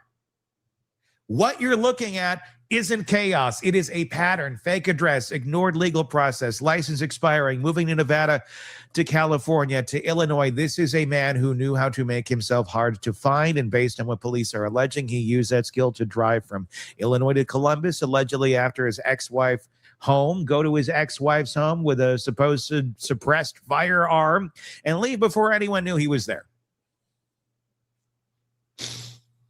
He has evasion techniques. It seems to be kind of how he operates. Let's talk about the obsession now, shall we? NBC News spoke with Jonathan Navarre, McKee's former roommate and from medical school. Navarre lived with McKee and Monique from 2013 and 2014, back when they were still together, before the marriage, before the divorce, before any of all of this. Navarre said McKee was obsessed with Monique. But he also said he saw no abuse, no red flags. He described McKee as a good fraternity brother. Oh, that says a lot. Sociable, fun to be around. He said he was shocked by the arrest. Now compare that to what Monique's family is saying. Her brother-in-law, Rob Misley, told reporters that McKee was emotionally abusive, that Monique was willing to do anything to get out of there, that McKee allegedly threatened her life. Thank you very much, Mindy Mouse. Hi, Jared and Lost Sheep. There were lost sheep that are now once found. I was once lost, but now I'm found as a black sheep. Thank you again.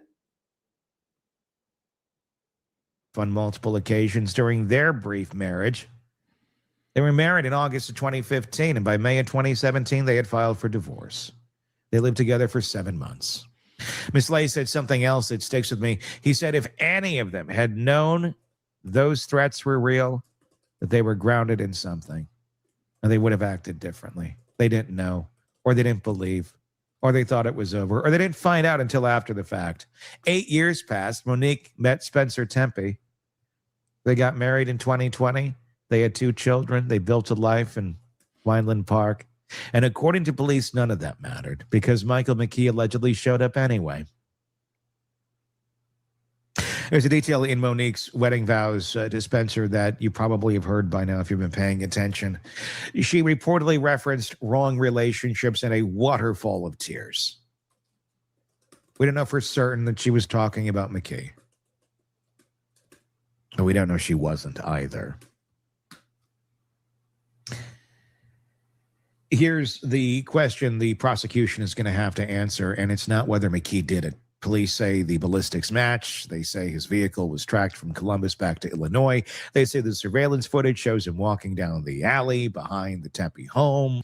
One of my good friends, he was adopted. He was one of the people that his mother left him on a church step. And it's actually one of those stories that actually made me think twice about like abortion stuff, where I'd always just been completely pro-choice. But that case made me think more about, like if his mother would have just aborted, I lose a friend, and every man, every person that person touched. I mean, hey, they're not. It's like it's a wonderful life. What happens if you never existed? So it just started to make me think about it differently. I wouldn't say I'm pro-life. I'm just more.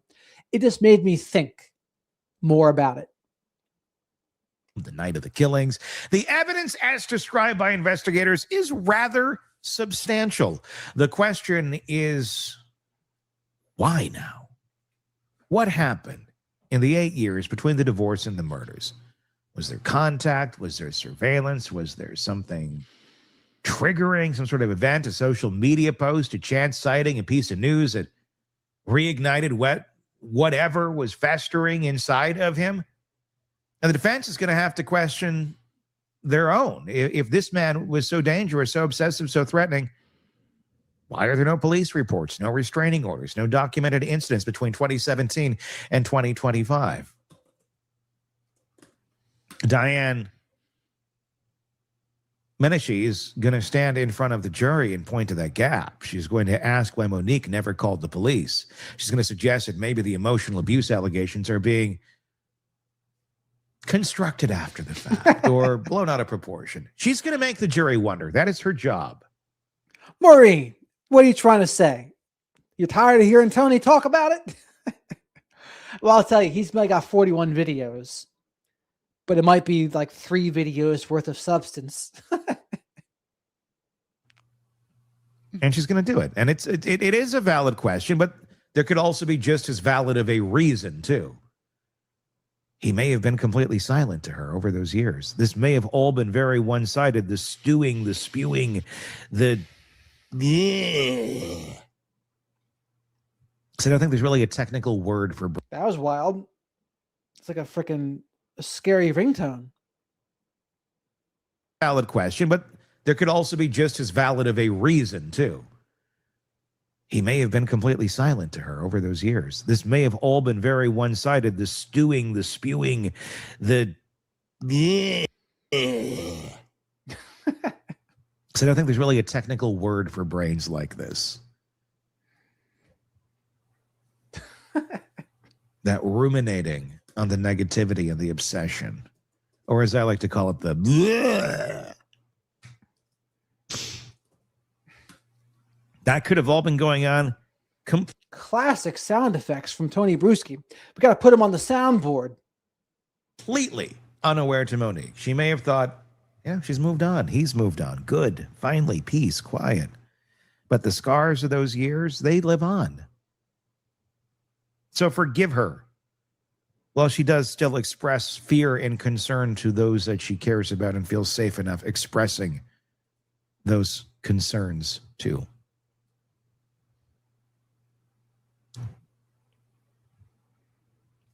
But again, he's going to be fighting for his life, and he's going to be saying, have his attorney saying whatever is going to make him look in the best light. That's what the defense attorney does. That's why McKee hired her. And then there's the suppressor. The indictment specifies that McKee allegedly used a firearm equipped with a silencer. That carries its own enhancement, a 6-year specification on top of the base charges. But beyond the legal consequences, think about what that detail means. A suppressor isn't something you grab in a fit of rage. You don't impulsively attach a suppressor to a weapon and drive 300 some miles from Illinois to your ex-wife's house.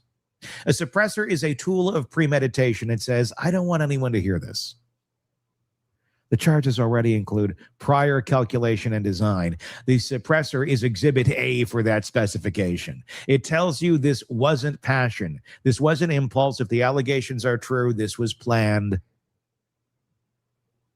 McKee is sitting in Franklin County Jail right now. No bond. His next appearance hasn't been scheduled yet. Discovery will take months. A trial, if there is one, could be a year or more away.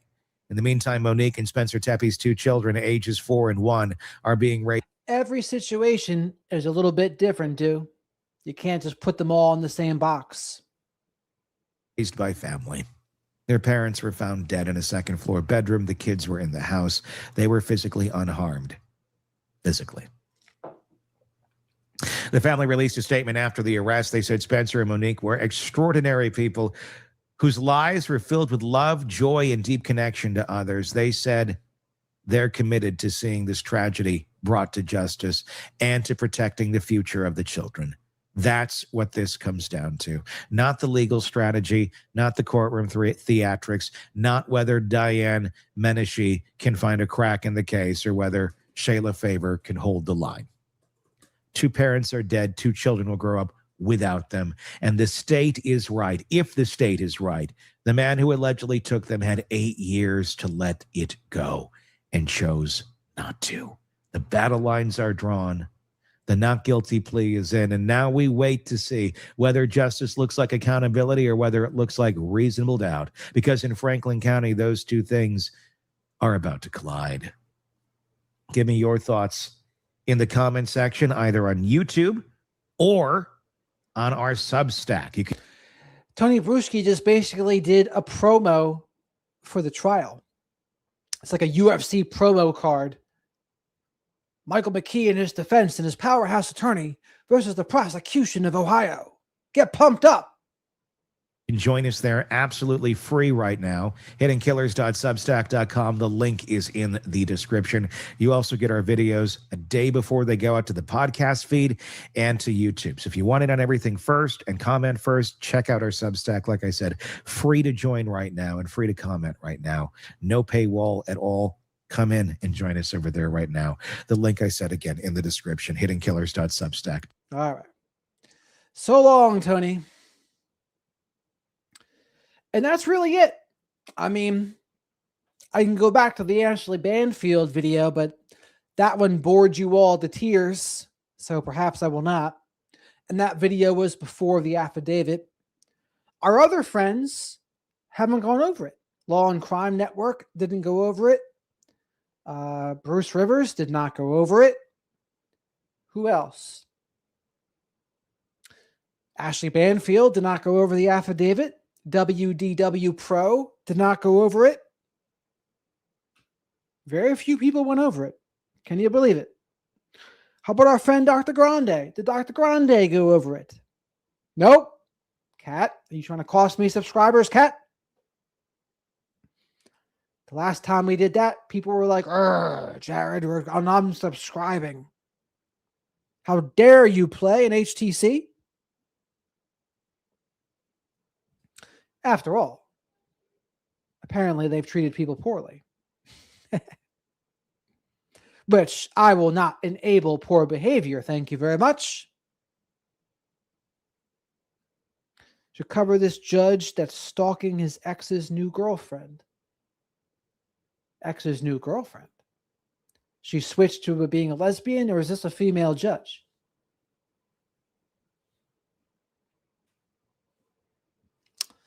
Yes, they did. Yes, I heard that too, Tina. That's why you got to be careful with him. A tongue lashing cat. Okay. Interesting. The old lady judge there. Going after the boy. Let's see.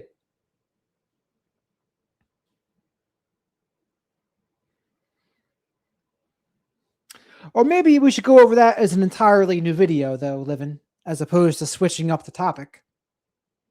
Dr. Grande did not go over Michael McKee.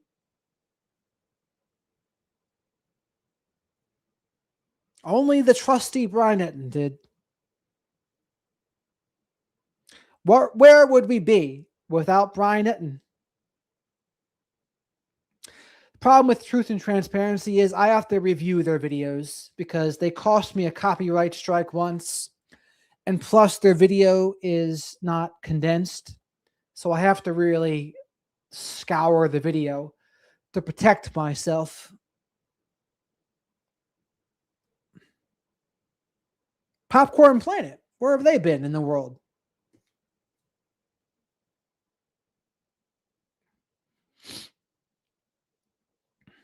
Ugh.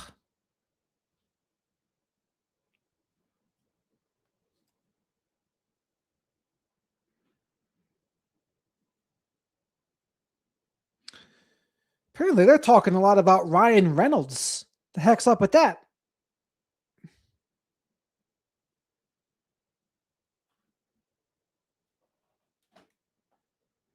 Yeah, Taylor Swift, Blake Lively, Ryan Reynolds. What? No more crew time, no crew crime for Popcorn Planet.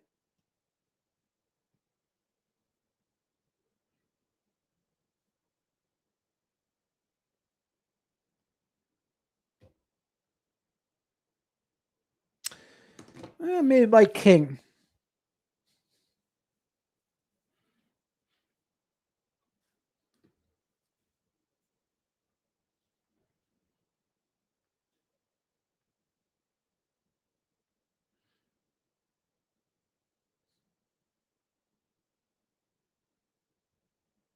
Yeah. Okay. We'll pop on. This is the guy I'm interviewing tomorrow. We'll put him on.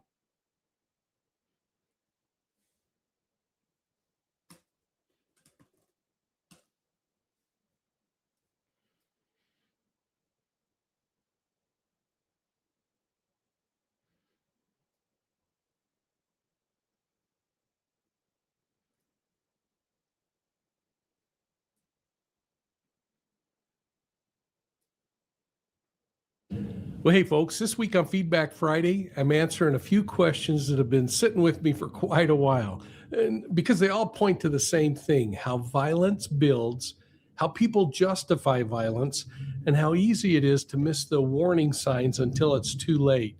We're going to talk about long-term cyber harassment for a moment, based on a question I received, what it does to people when it never quite rises to the level of criminal charges. And then we're going to carefully walk through what's known in the murders of the Monique and Spencer Tepe case, and that case that's building against Michael McKee, separating what's been alleged from what's being speculated on. I also want to talk about some of the cases that have stayed with me over the years, again, because of a question from you, including the Lafferty brothers, and a quiet little case involving a 7-week-old baby named Ian Wing. And then finally, I want to talk about a Florida teen who murdered his mother and what the... Tina, what happened was she played a video that I also played because she played it and it got me copyright. It was the music at the beginning of the Spencer and Monique wedding video. So it wasn't her. It was the music she played in the stream. Case says about the desensitization, the fantasy in developing minds.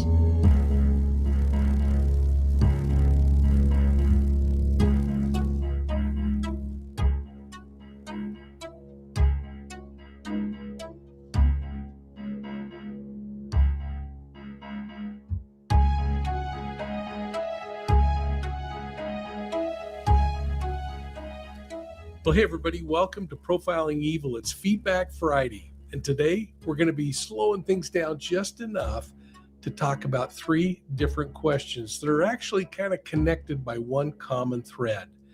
How harm can build up over time. How the law struggles to keep pace with certain kinds of behaviors, and how easy it is to lose sight of responsibility when emotions run hot. So as we get started, I hope you'll take a moment, hit the like and subscribe button down below. Make sure you're ringing that bell, and please consider sharing Profiling Evil with your friends and your contacts out there. It really does help us grow. I thought I'd start off today with a question that came from somebody who's been living under the weight of long-term cyber harassment. We're also going to talk about one from a viewer who's trying to understand where their words, narratives, or past relationships can somehow push people toward murder. And then the last one from somebody who's asking me about cases that kind of stuck with me throughout my career and my lifetime. They're not earth-shattering questions, but I felt they deserved responses. So I hope you find this useful. And I want to start out with a question that I almost declined to weigh in on because it deals with something that I have zero familiarity with.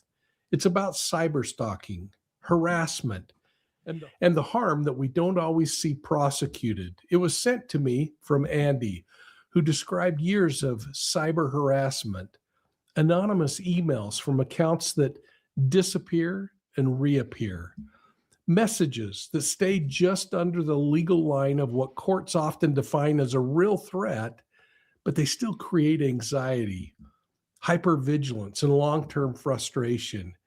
And as I thought about her email, I remember being taught by my superiors that just because something doesn't immediately warrant an arrest, it doesn't mean that it isn't something that could cause real harm. Cyber harassment is one of those categories where the law is really lagging behind. The behavior.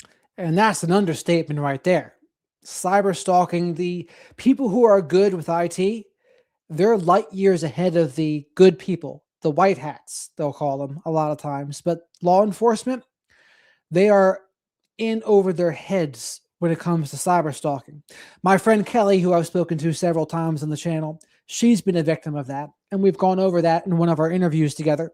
Her name is Kelly Conrad. It can be constant, it can be invasive, and it can be psychologically destabilizing.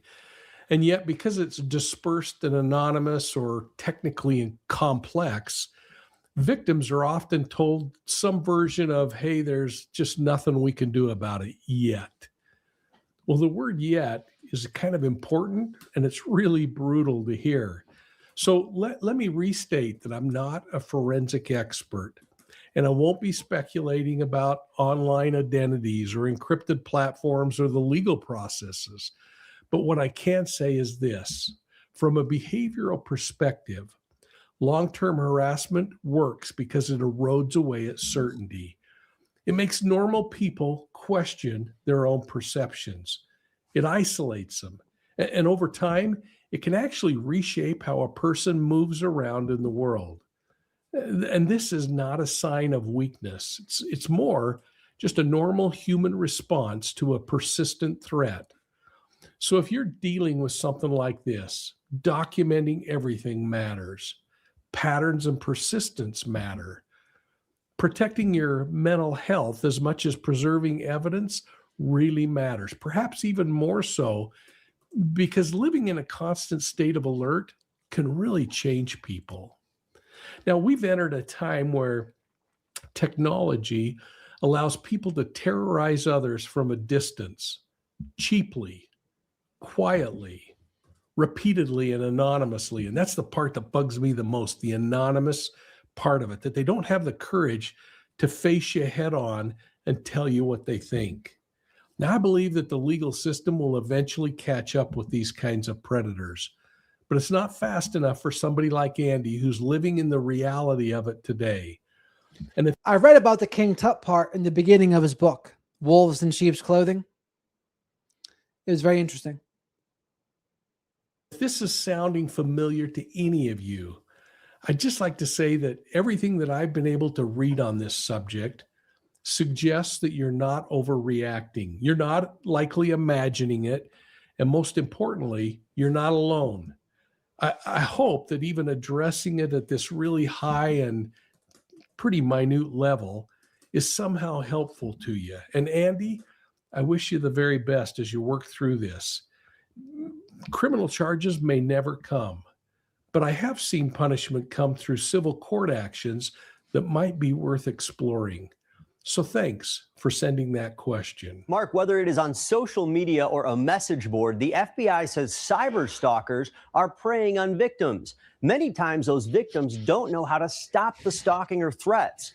The I-Team found out what to do if you are being targeted. Cyberstalking is when someone uses an online electronic communication service in order to contact someone else with the intentional purpose of causing injury to them or causing some sort of harassment that would make them fear for their lives. Special Agent Siobhan Johnson says FBI agents are responding to a spike in complaints about cyber stalkers. How bad has this issue become?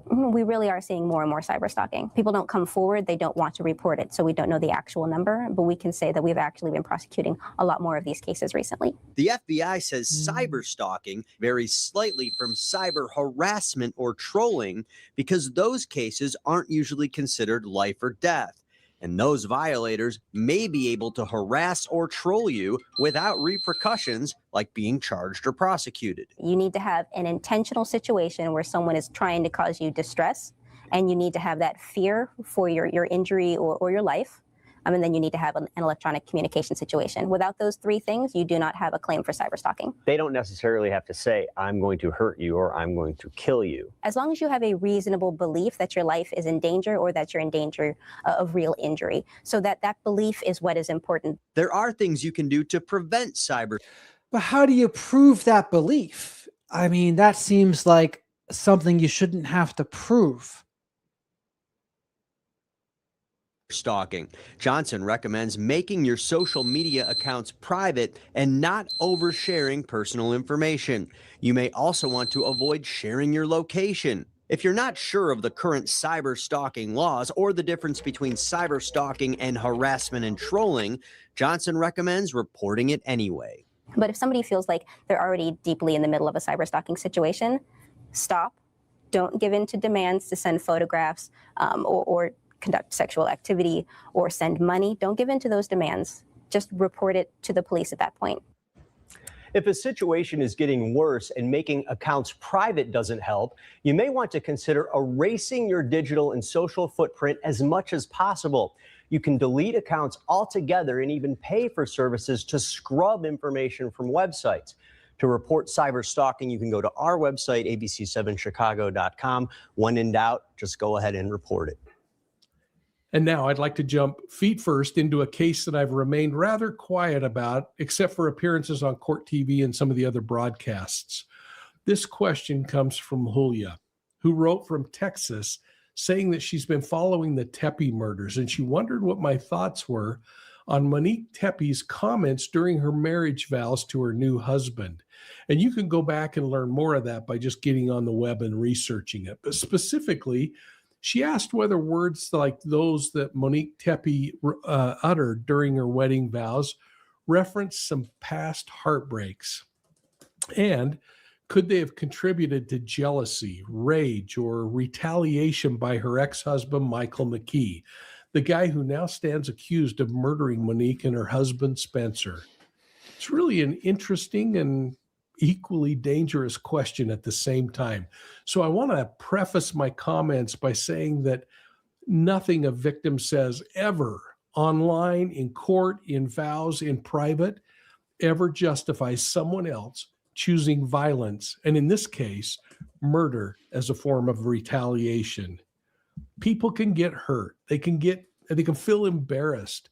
They can feel misrepresented. They can even feel unfairly portrayed. But when somebody crosses into stalking, planning, breaking into a home, or pulling a trigger, that choice belongs to the predator alone. And here's what's being reported on the case so far. Monique and Spencer Tepe were found shot to death in their Columbus home on December 30th, 2025. There were no signs of forced entry. There was no sign of a robbery. And the couple's two young children were left in the home physically unharmed. Investigators and prosecutors have now publicly identified Michael McKee, Monique's ex-husband, as the suspect. Now, he was arrested in Rockford, Illinois, and that kind of stood out to me. I'm friends with the former chief of police in Rockford. I spent a lot of days there working on mapping solutions for the police department, but the authorities there have stated that they developed vehicle and video evidence placing McKee near the scene, and that a firearm recovered from his possession matched ballistic evidence from the murders. Now that is going to be difficult for him to overcome. McKee has since been indicted on aggravated murder and aggravated burglary charges and pled not guilty. The allegations point toward planning and prior calculation, though. And this information isn't a rumor. And I always feel a whole lot more comfortable in citing when I have that kind of certainty on things. Now, regarding the vows, I find some solace in the fact that wedding vows are not sworn testimony. They're not forensic statements. Certainly, they teach us a little bit about what's going on. They offer behavior. People often reference past pain as contrast. I went through this and now I'm here. Her point, tears at a wedding, might come from relief, fear, memory, joy, anxiety, or simply the weight of the moment of getting married. But the heart of Julia's question is more about behavior and whether somebody like Michael McKee in this case could have been stung by the comment, that he could have been offended to the point that he chose murder. And the answer is, of course, he could. People get offended by things every day, things that many of us look at and think, whatever. Well, in my opinion, this is what makes Julia's question so important and worthy of chatting about. It's absolutely possible that long-term resentment, that jealousy, or a need for control could have become a motive in that intimate partner homicide like this case. The pattern is repeated time and again in cases like this, in cases that we look at in this true crime genre. But motive is not responsibility. And that's where we have to be really careful in our sleuthing, even though it's really answering a whole bunch of our questions. If someone exaggerates or they speak harshly or even rewrite their own history in ways that others don't like, the law does not allow another person to answer that with violence. You know, I think back on a family member I have who completely rewrote all the difficult times in her life into her life sketch as nothing but puppy dogs and flowers. She wanted her ancestors to know her in a more perfect form, rather than her human form that experienced wins and losses like all the rest of us. In fact, those wins and losses were actually what carved her life and made her into such an amazing person. In this case, though, if the prosecution's theory of prior calculation holds up, premeditation, we move this crime away from being driven by emotional impulses and towards something far more troubling: deliberate decision-making, deliberate decision to take two people's lives. Now, patience on our part requires that we hold back judgment for a short time, although speculation feels incredibly satisfying. Speculation gives us this sense of order, but it also creates conspiracies faster than the courts can produce clarity. So please be patient. I'd like to just encourage all of us to narrow our approach a little bit and stick to what's being alleged and what's being publicly reported. Treat those family statements as perspectives, not proof. And remember that we don't yet know the story that will hopefully be filled in with some clarity at the trial. But this part is absolute. Hurtful words don't cause murders. People do, predators do, and somebody murdered the Tepes. And before I get to my final question of this episode, I want to talk about something that hit me pretty hard this week. Not because it's shocking anymore, sadly, but because how easily stories like this now kind of slide past us.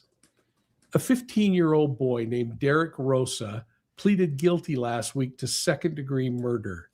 Now, he was sentenced to 25 years in prison, followed by an additional 20 years of probation. This 15-year-old was 13 when he stabbed his mother, Elena Garcia, 46 times as she slept in her bed. She had her newborn daughter in the same room. Now, the baby survived, but Elena did not. So, Marie, what I was asking was, what do you make of him being an LDS but going to a Catholic church on Christmas Eve? And the thing that troubles me outside of the sheer violence is everything that came with this murder. Because according to the court documents, after killing his mother, Rosa allegedly took photographs of her body. He took a selfie with his hand covered in blood, and he sent those images to a friend. And it wasn't a cry for help, and it wasn't a confession. It was a way to kind of shock that what he had done. And it showed some detachment, showed performance. And his friend was absolutely blown away. In fact, at first, the friend thought it was a joke. I guess that happened because we've created a world where images of extreme violence are readily available. They're normalized and they can be easily shared. Even when real homicides happen, images pop out and get out into the web. It's a moment of fantasy being registered in real life. He's pleading guilty today to killing his own mother. All right. I've had enough. I've had enough because those other cases are not what we've gone over. Even though I don't really even know what the point of that aspect of it was. He is unlike Brian Etten and Maureen and other friends in the fact that I guess they're more speculative, even if someone like Maureen seems fairly accurate, though. Oh, Maureen, I thought there was like some kind of emphasis you were making that he did that.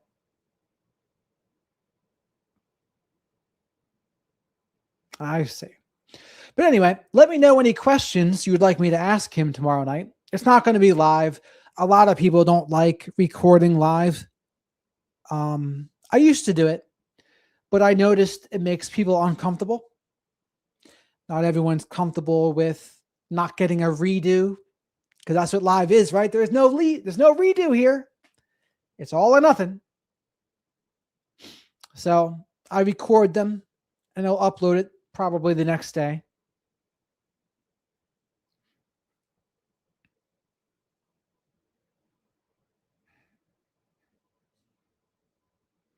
Yeah, I'm a bit of an omnist myself. An omnist is someone who thinks there's truth in all religions, but doesn't subscribe to any one in particular. Because that's where all of the religions lose me, is where they all say they're the only right way. And I say, well, there's probably things to learn in most of these. They call it being an omnist.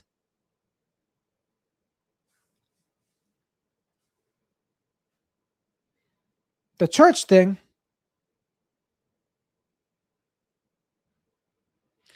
well, like I said, we're gonna go towards the crime stuff. I'm reading his book. His book is called Wolves in Sheep's Clothing. It's much more about crime and the psychology of crime. And that's what we're going to go over. And I'll use my experience and then morph it with his experience. Probably won't be as much about the cult stuff because that's not in this book. I'll invite Mark Vicente for the cult stuff.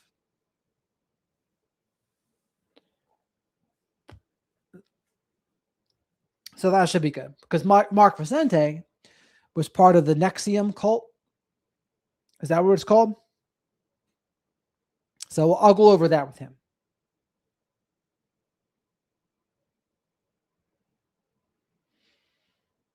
Who reads from a script? Maureen. Yeah, I've had a couple people from cults on here. There was one who's an LDS I was going to talk to, one of my friends, but she backed out. Got a little camera shy. Well, cult leaders, there's not very many people who admit to being the cult leader in this space. I mean, Charles, name your famous cult leaders. Charles Manson. Who's the guy in charge of Scientology? L. Ron Hubbard. Who's in charge of Jim Jones? That's another one. Yeah, Charles. Can't forget Charles. Charles in charge of our day and our life. That's what they, that's probably what they thought. Charles in charge.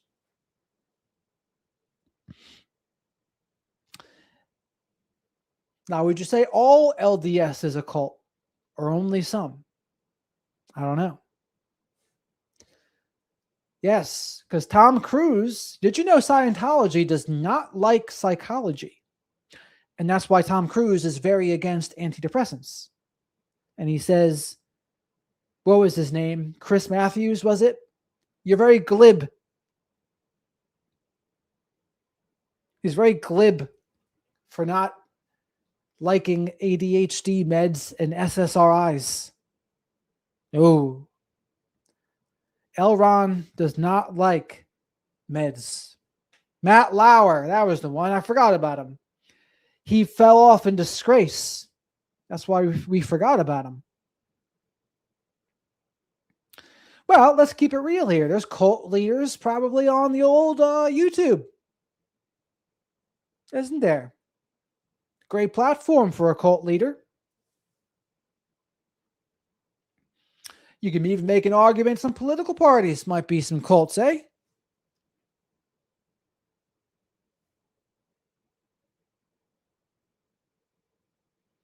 That's a dangerous game, easing your way out of Scientology.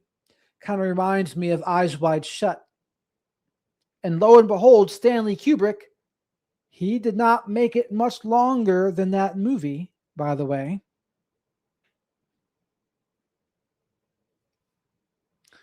But Johnny Travolta, well, I also think that dude from that 70s show, I think they were protecting him from his grape charges.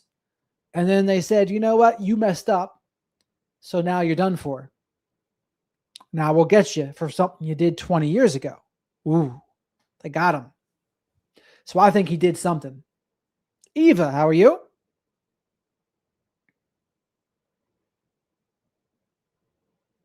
Well, some things are like cult lights. Some 12-step programs, I think, could be considered cult light. But as far as cults go, that's not really a harmful one for the very most part. Some people will say they've had a bad experience, but I think in comparison to Nexium, Scientology, others, not as bad.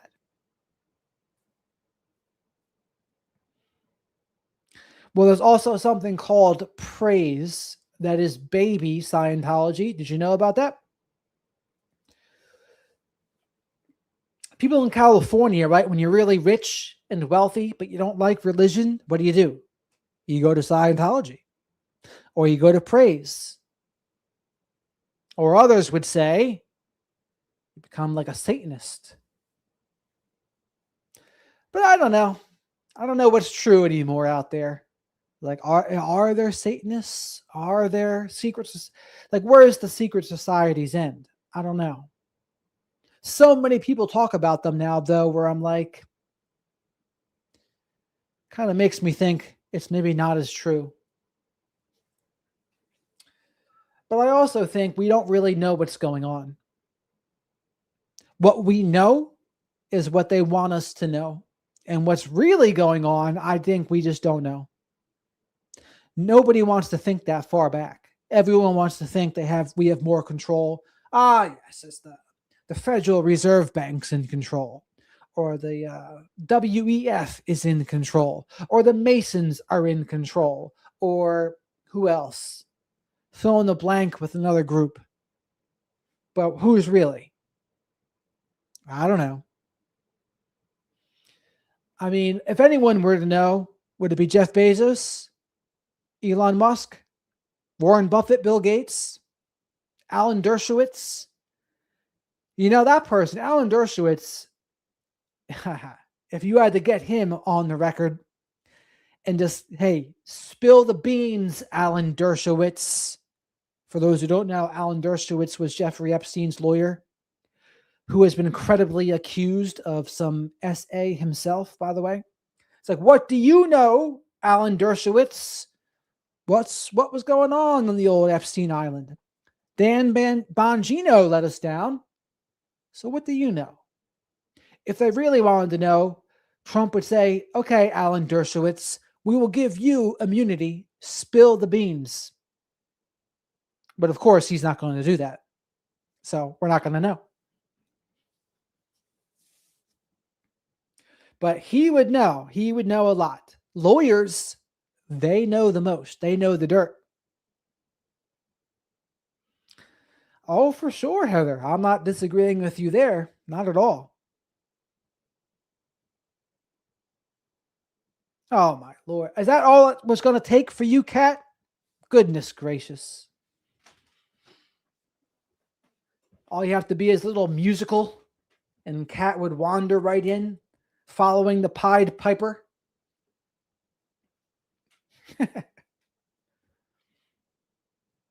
Or like the song, The Sirens, that the dude had to tie himself to the mast so that he wouldn't crash into the rocks when he heard the Sirens song.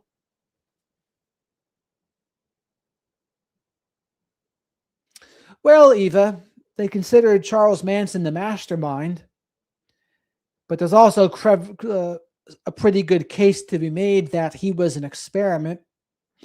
The FBI was practicing mind control, and the FBI, they knew about Charles Manson before all of that, before the Manson family. So I wonder, in their trial and error with mind control and LSD, they used him as a scapegoat and said, hey, Charles, let's see what you can do with this. And I think what they learned is you can do a lot. If you're charismatic and you use their techniques, you can learn a lot and do a lot. Hey there, Candy. Yes. So today's Tepe announcement is Michael McKee was stalking, and on December 6th, the night of the Big Ten championship game between Ohio State and Indiana, Monique left at halftime to go back to the hotel room, and Spencer said it was because she was having trouble with her ex-husband. So what could that have been? There was someone who said and speculated, I wonder if Michael McKee sent her a message, maybe of the house next door, because Michael McKee threatened to buy the house next door. So the affidavit said, yes, definitely stalking, yes, unwanted sex, and yes, strangulation. And I emphasized before, and the strangulation was during their marriage. If you've been strangled / choked, and not in a BDSM sex way, but an abuse way, it exponentially increases the chances you will be killed by that person. And this is just another example of that being the case. So Michael McKee threatened to kill her many times during the marriage, before and after. And that's what we know. He was definitely stalking. My guess would be also cyber stalking as well, more than likely. Maybe he knew her number, but that was what the affidavit said.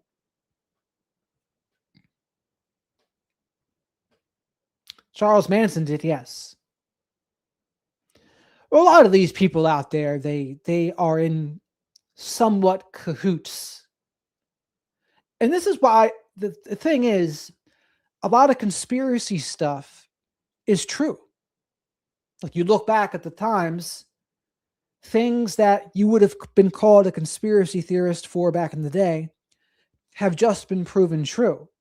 Now, the difference is we don't know what exactly that is true about today. So I think people now overly say things are conspiracies. Some are, but not as many as people think. And not about what people think either. I think the powers to be, they're not that dumb. This is what the problem with the conspiracy folks is. They simultaneously think they are genius enough to pull off these conspiracies, but dumb enough to be caught. They think both of those things at the same time. They're genius chess players that can pull off these massive things, but also stupid and get caught. I don't know. There's something about it. I tend to think the conspiracy would be, we don't know what's going on. We don't really know. And what we think, so even this thing in Minnesota that we went over a couple days ago, could that be part of a distraction? Absolutely. Because what happened under the rug? TikTok was officially purchased by Larry Ellison and friends, part of the Trump campaign. And then the algorithm is now completely American-based. We broke from China. That's one thing they distracted us from. Another thing they distracted us from was Trump trying to take Greenland, but it didn't happen. What else? Iran. We've been saying they'd be bombing Iran every night, but we haven't. And there's a lot of conspiracies around who we want to back in Iran. And so folks in the chat, this is how you know someone understands geopolitical foreign affairs for the most part. If you hear someone say Iran, they don't know how it's pronounced. It's supposed to be Iran, so you know. So there's all sorts of things going out there. I mean, America's a shitstorm right now. As the hell is his name? Who is Trump's buddy? Bannon. Bannon likes to say you flood the zone with shit. And I think that's what's going on right now. They told the federal agents, be aggressive, flood the zone with shit. If something happens, so be it. That's what it sounds like to me. Aha! Happy to help, Candy. Someone could have been babysitting the kids on the 6th. That's a good point, Maureen. I did not mention that. That's a good one. I wonder where the kids were. Were they at the game? Or were they babysit? And that would be even more terrifying, wouldn't it? But if that was the case, I think Spencer would have left the game with her too. Now, I think even then she would say, yeah, things are getting pretty fucked up right now. We got to do something about this. But again, it's total speculation that that's even what happened. But we presume there must have been some kind of contact for her to leave. A message. We don't know what the message was, though. We just don't know. Yes, it is, Tina. Yes, it is.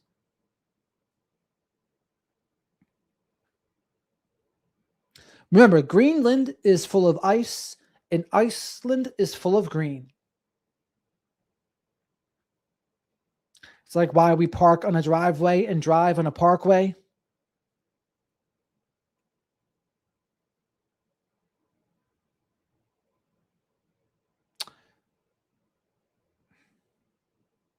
Were you a trip sitter, Eva, or a shaman? Bending reality to your aura and energy? Were you aura farming?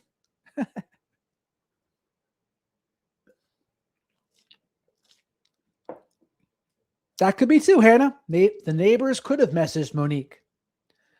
But again, why would only Monique leave if it was like that serious? Again, we all know this now because hindsight is 2020. Knowing what we know now, we think the things that maybe they would have thought were just like inconveniences, we see them now as like, oh my God, that could be a massive thing, knowing what we know. But in their situation, maybe not. Maybe not.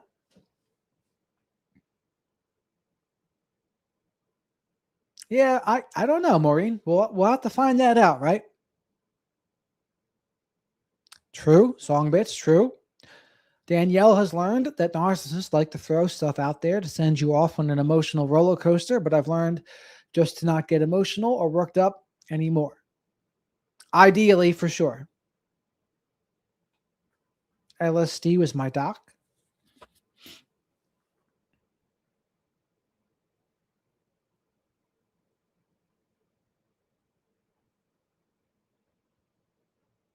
Yeah, it didn't say he was in. They just said he was around the place. And who reported it? Didn't say. Was it just filmed? I don't know. Oh, drug of choice. I've never done acid. I've only done shrooms. I wonder that too, Hannah. Why didn't Spencer go with her?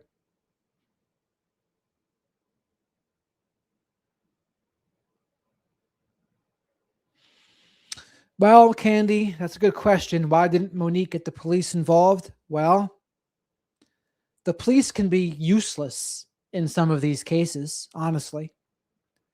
Like they don't do much. Unless even when they're physically harming you, they don't do much sometimes. So in cases of stalking, cyber talking, they just do like nothing. They'll say, get a restraining order. You get a restraining order. They break the restraining order. Oh, well, send them to court. But in the meantime, it doesn't protect you. So they do nothing. So I've heard tons of horror stories where the police just fail to help women in particular. I've heard more horror stories where the abuser knows people in the police department or is a police officer, and they're not going to do anything to that person because they stick with their buddies. So, especially in small towns, they get away with murder pretty much literally in small towns.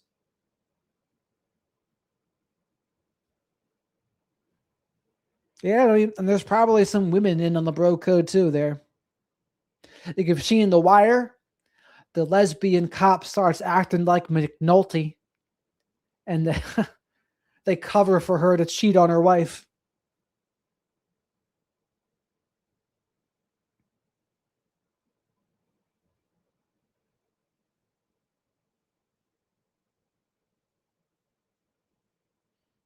Yeah, I would do shrooms again. I don't know. I mean, some people claim a shrooms trip will change your entire life. I can't say it changed my entire life. And some people, they attribute all sorts of fascinating things to it. They're like, oh, you can pick up on people's energies now. You can read people now. And I can do those things. I've never attributed it to shrooms, though. I thought it was just me. More similar to autism than being from shrooms. Yeah, but I got nothing against shrooms, especially, I mean, if people have CPTSD or something like that, and they're a good setting, go for it. Well, and even with drinking. I mean, drinking is called a spirit. Drinking can go either way. You can get a good drunk, angry drunk, sad drunk. It really just depends.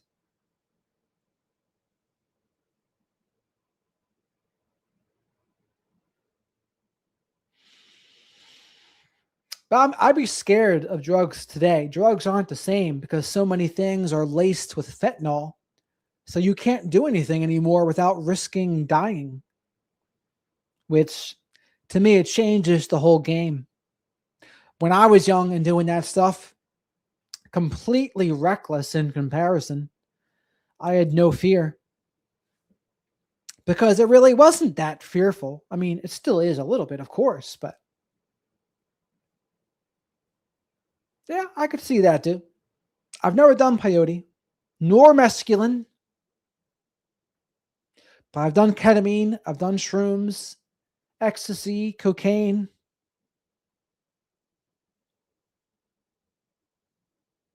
Yeah, there's a few pervert cops out there. You got to watch them. Not too good.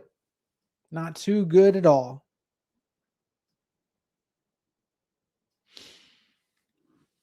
Like I said, I don't regret any of that stuff. I mean, it's easy for me to say because I made it out in one piece. Some people don't. Some people kill someone while under the influence or get paralyzed or OD or some other or get brain damage. I made it out okay. So for that, I'm grateful.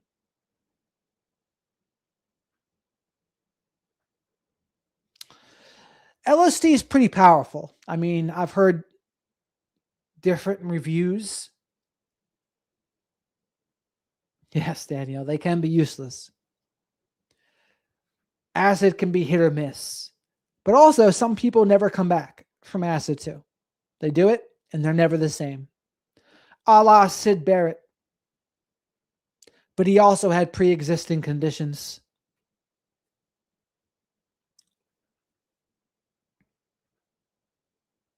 Well, yeah, there's a big difference between like eating a cap versus eating 5 grams of shrooms.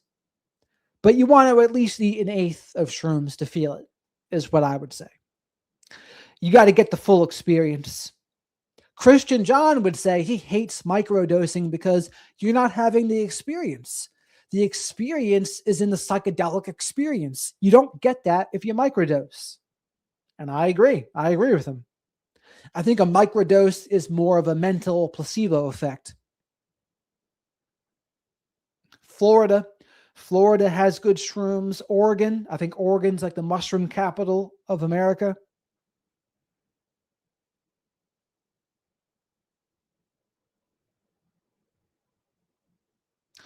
Yeah, that doesn't sound like good older friends of yours, Maureen.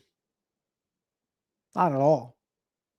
Especially if they didn't tell you. That's obnoxious. It's got to be scary if you don't know what you're getting into.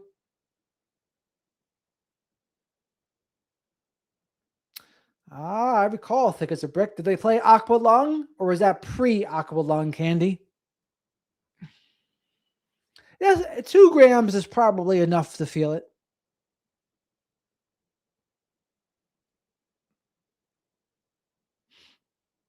Well, they say don't look at yourself in the mirror on shrooms. I still remember I did do that when I was 18 or 19, and it was like a fast forward. I fast forwarded till I was 40. And what do you know? It's me now, 40 years old. Kat, you leaving us? Yeah, I would not think so, Maureen. I would not think so. But yeah, that's really all I had for tonight here.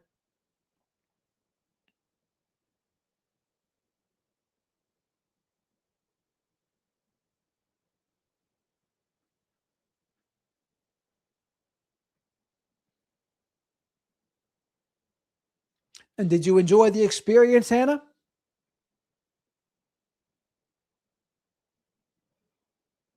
Ah, the nitrous oxide, Tina? Is that what that was?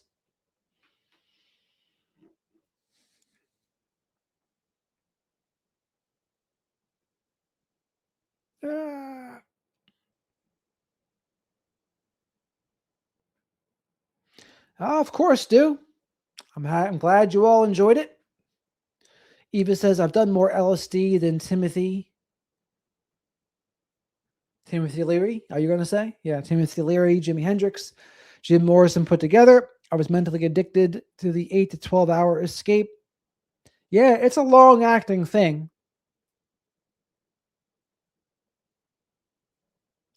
The thing about it, though, is like you're so out there that it completely alters you.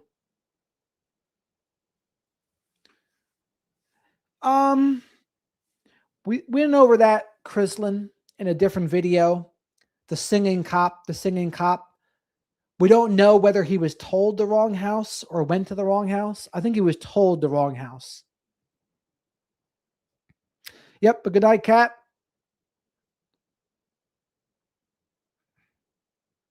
Oh, my Lord. It was like a mini exorcism, huh, Tina? A confession.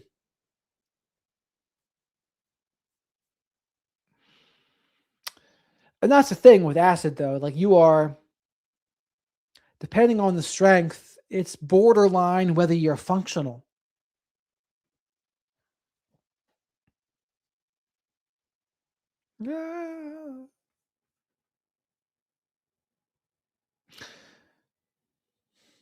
I think the dispatcher gave him it wrong. I think it was just a blunder. And then I'm not sure if you were here, but he was singing up to the door, doing the cop knock, walking around, singing a Kiss song.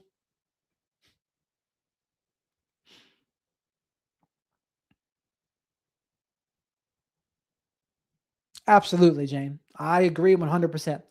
Acid is a little too man-made for me. Shrooms, naturally from the earth. I like it. Yeah, I've interviewed someone who did ayahuasca do. His name was Andrew or Drew. He went over it. Mother Aya, plant medicine. I'm all for it. But I'm really all for the carry through or the follow through. If you don't do the follow through, it's no good. Like you have the experience, it's interesting. But if you're doing it to change your life with intention, you got to have some follow through. You got to act differently in your real life. But all right, everybody, it's about time to wrap this up here. You don't have to go home, but you can't stay here. You can stay on the channel though. Remember to like the video if you didn't already. and subscribe to the channel if you're not subscribed. So do Heather, Jane, Tony, Songbits, Maureen, Livin' and Songbits have been the mods in here, which is good. Tina, George, Chrislam, and everyone. Danielle, Candy, I want candy. Hannah. It's always great to have you all in the chat. Got a great flock of black sheep here.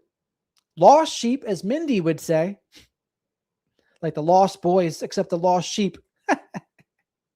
All right, everybody. You have a great rest of your night. Thank you for modding again, Livin' and Songbits. And you'll probably see me Thursday, not tomorrow, unless something changes. So Eva, you have a great night too. Till next time.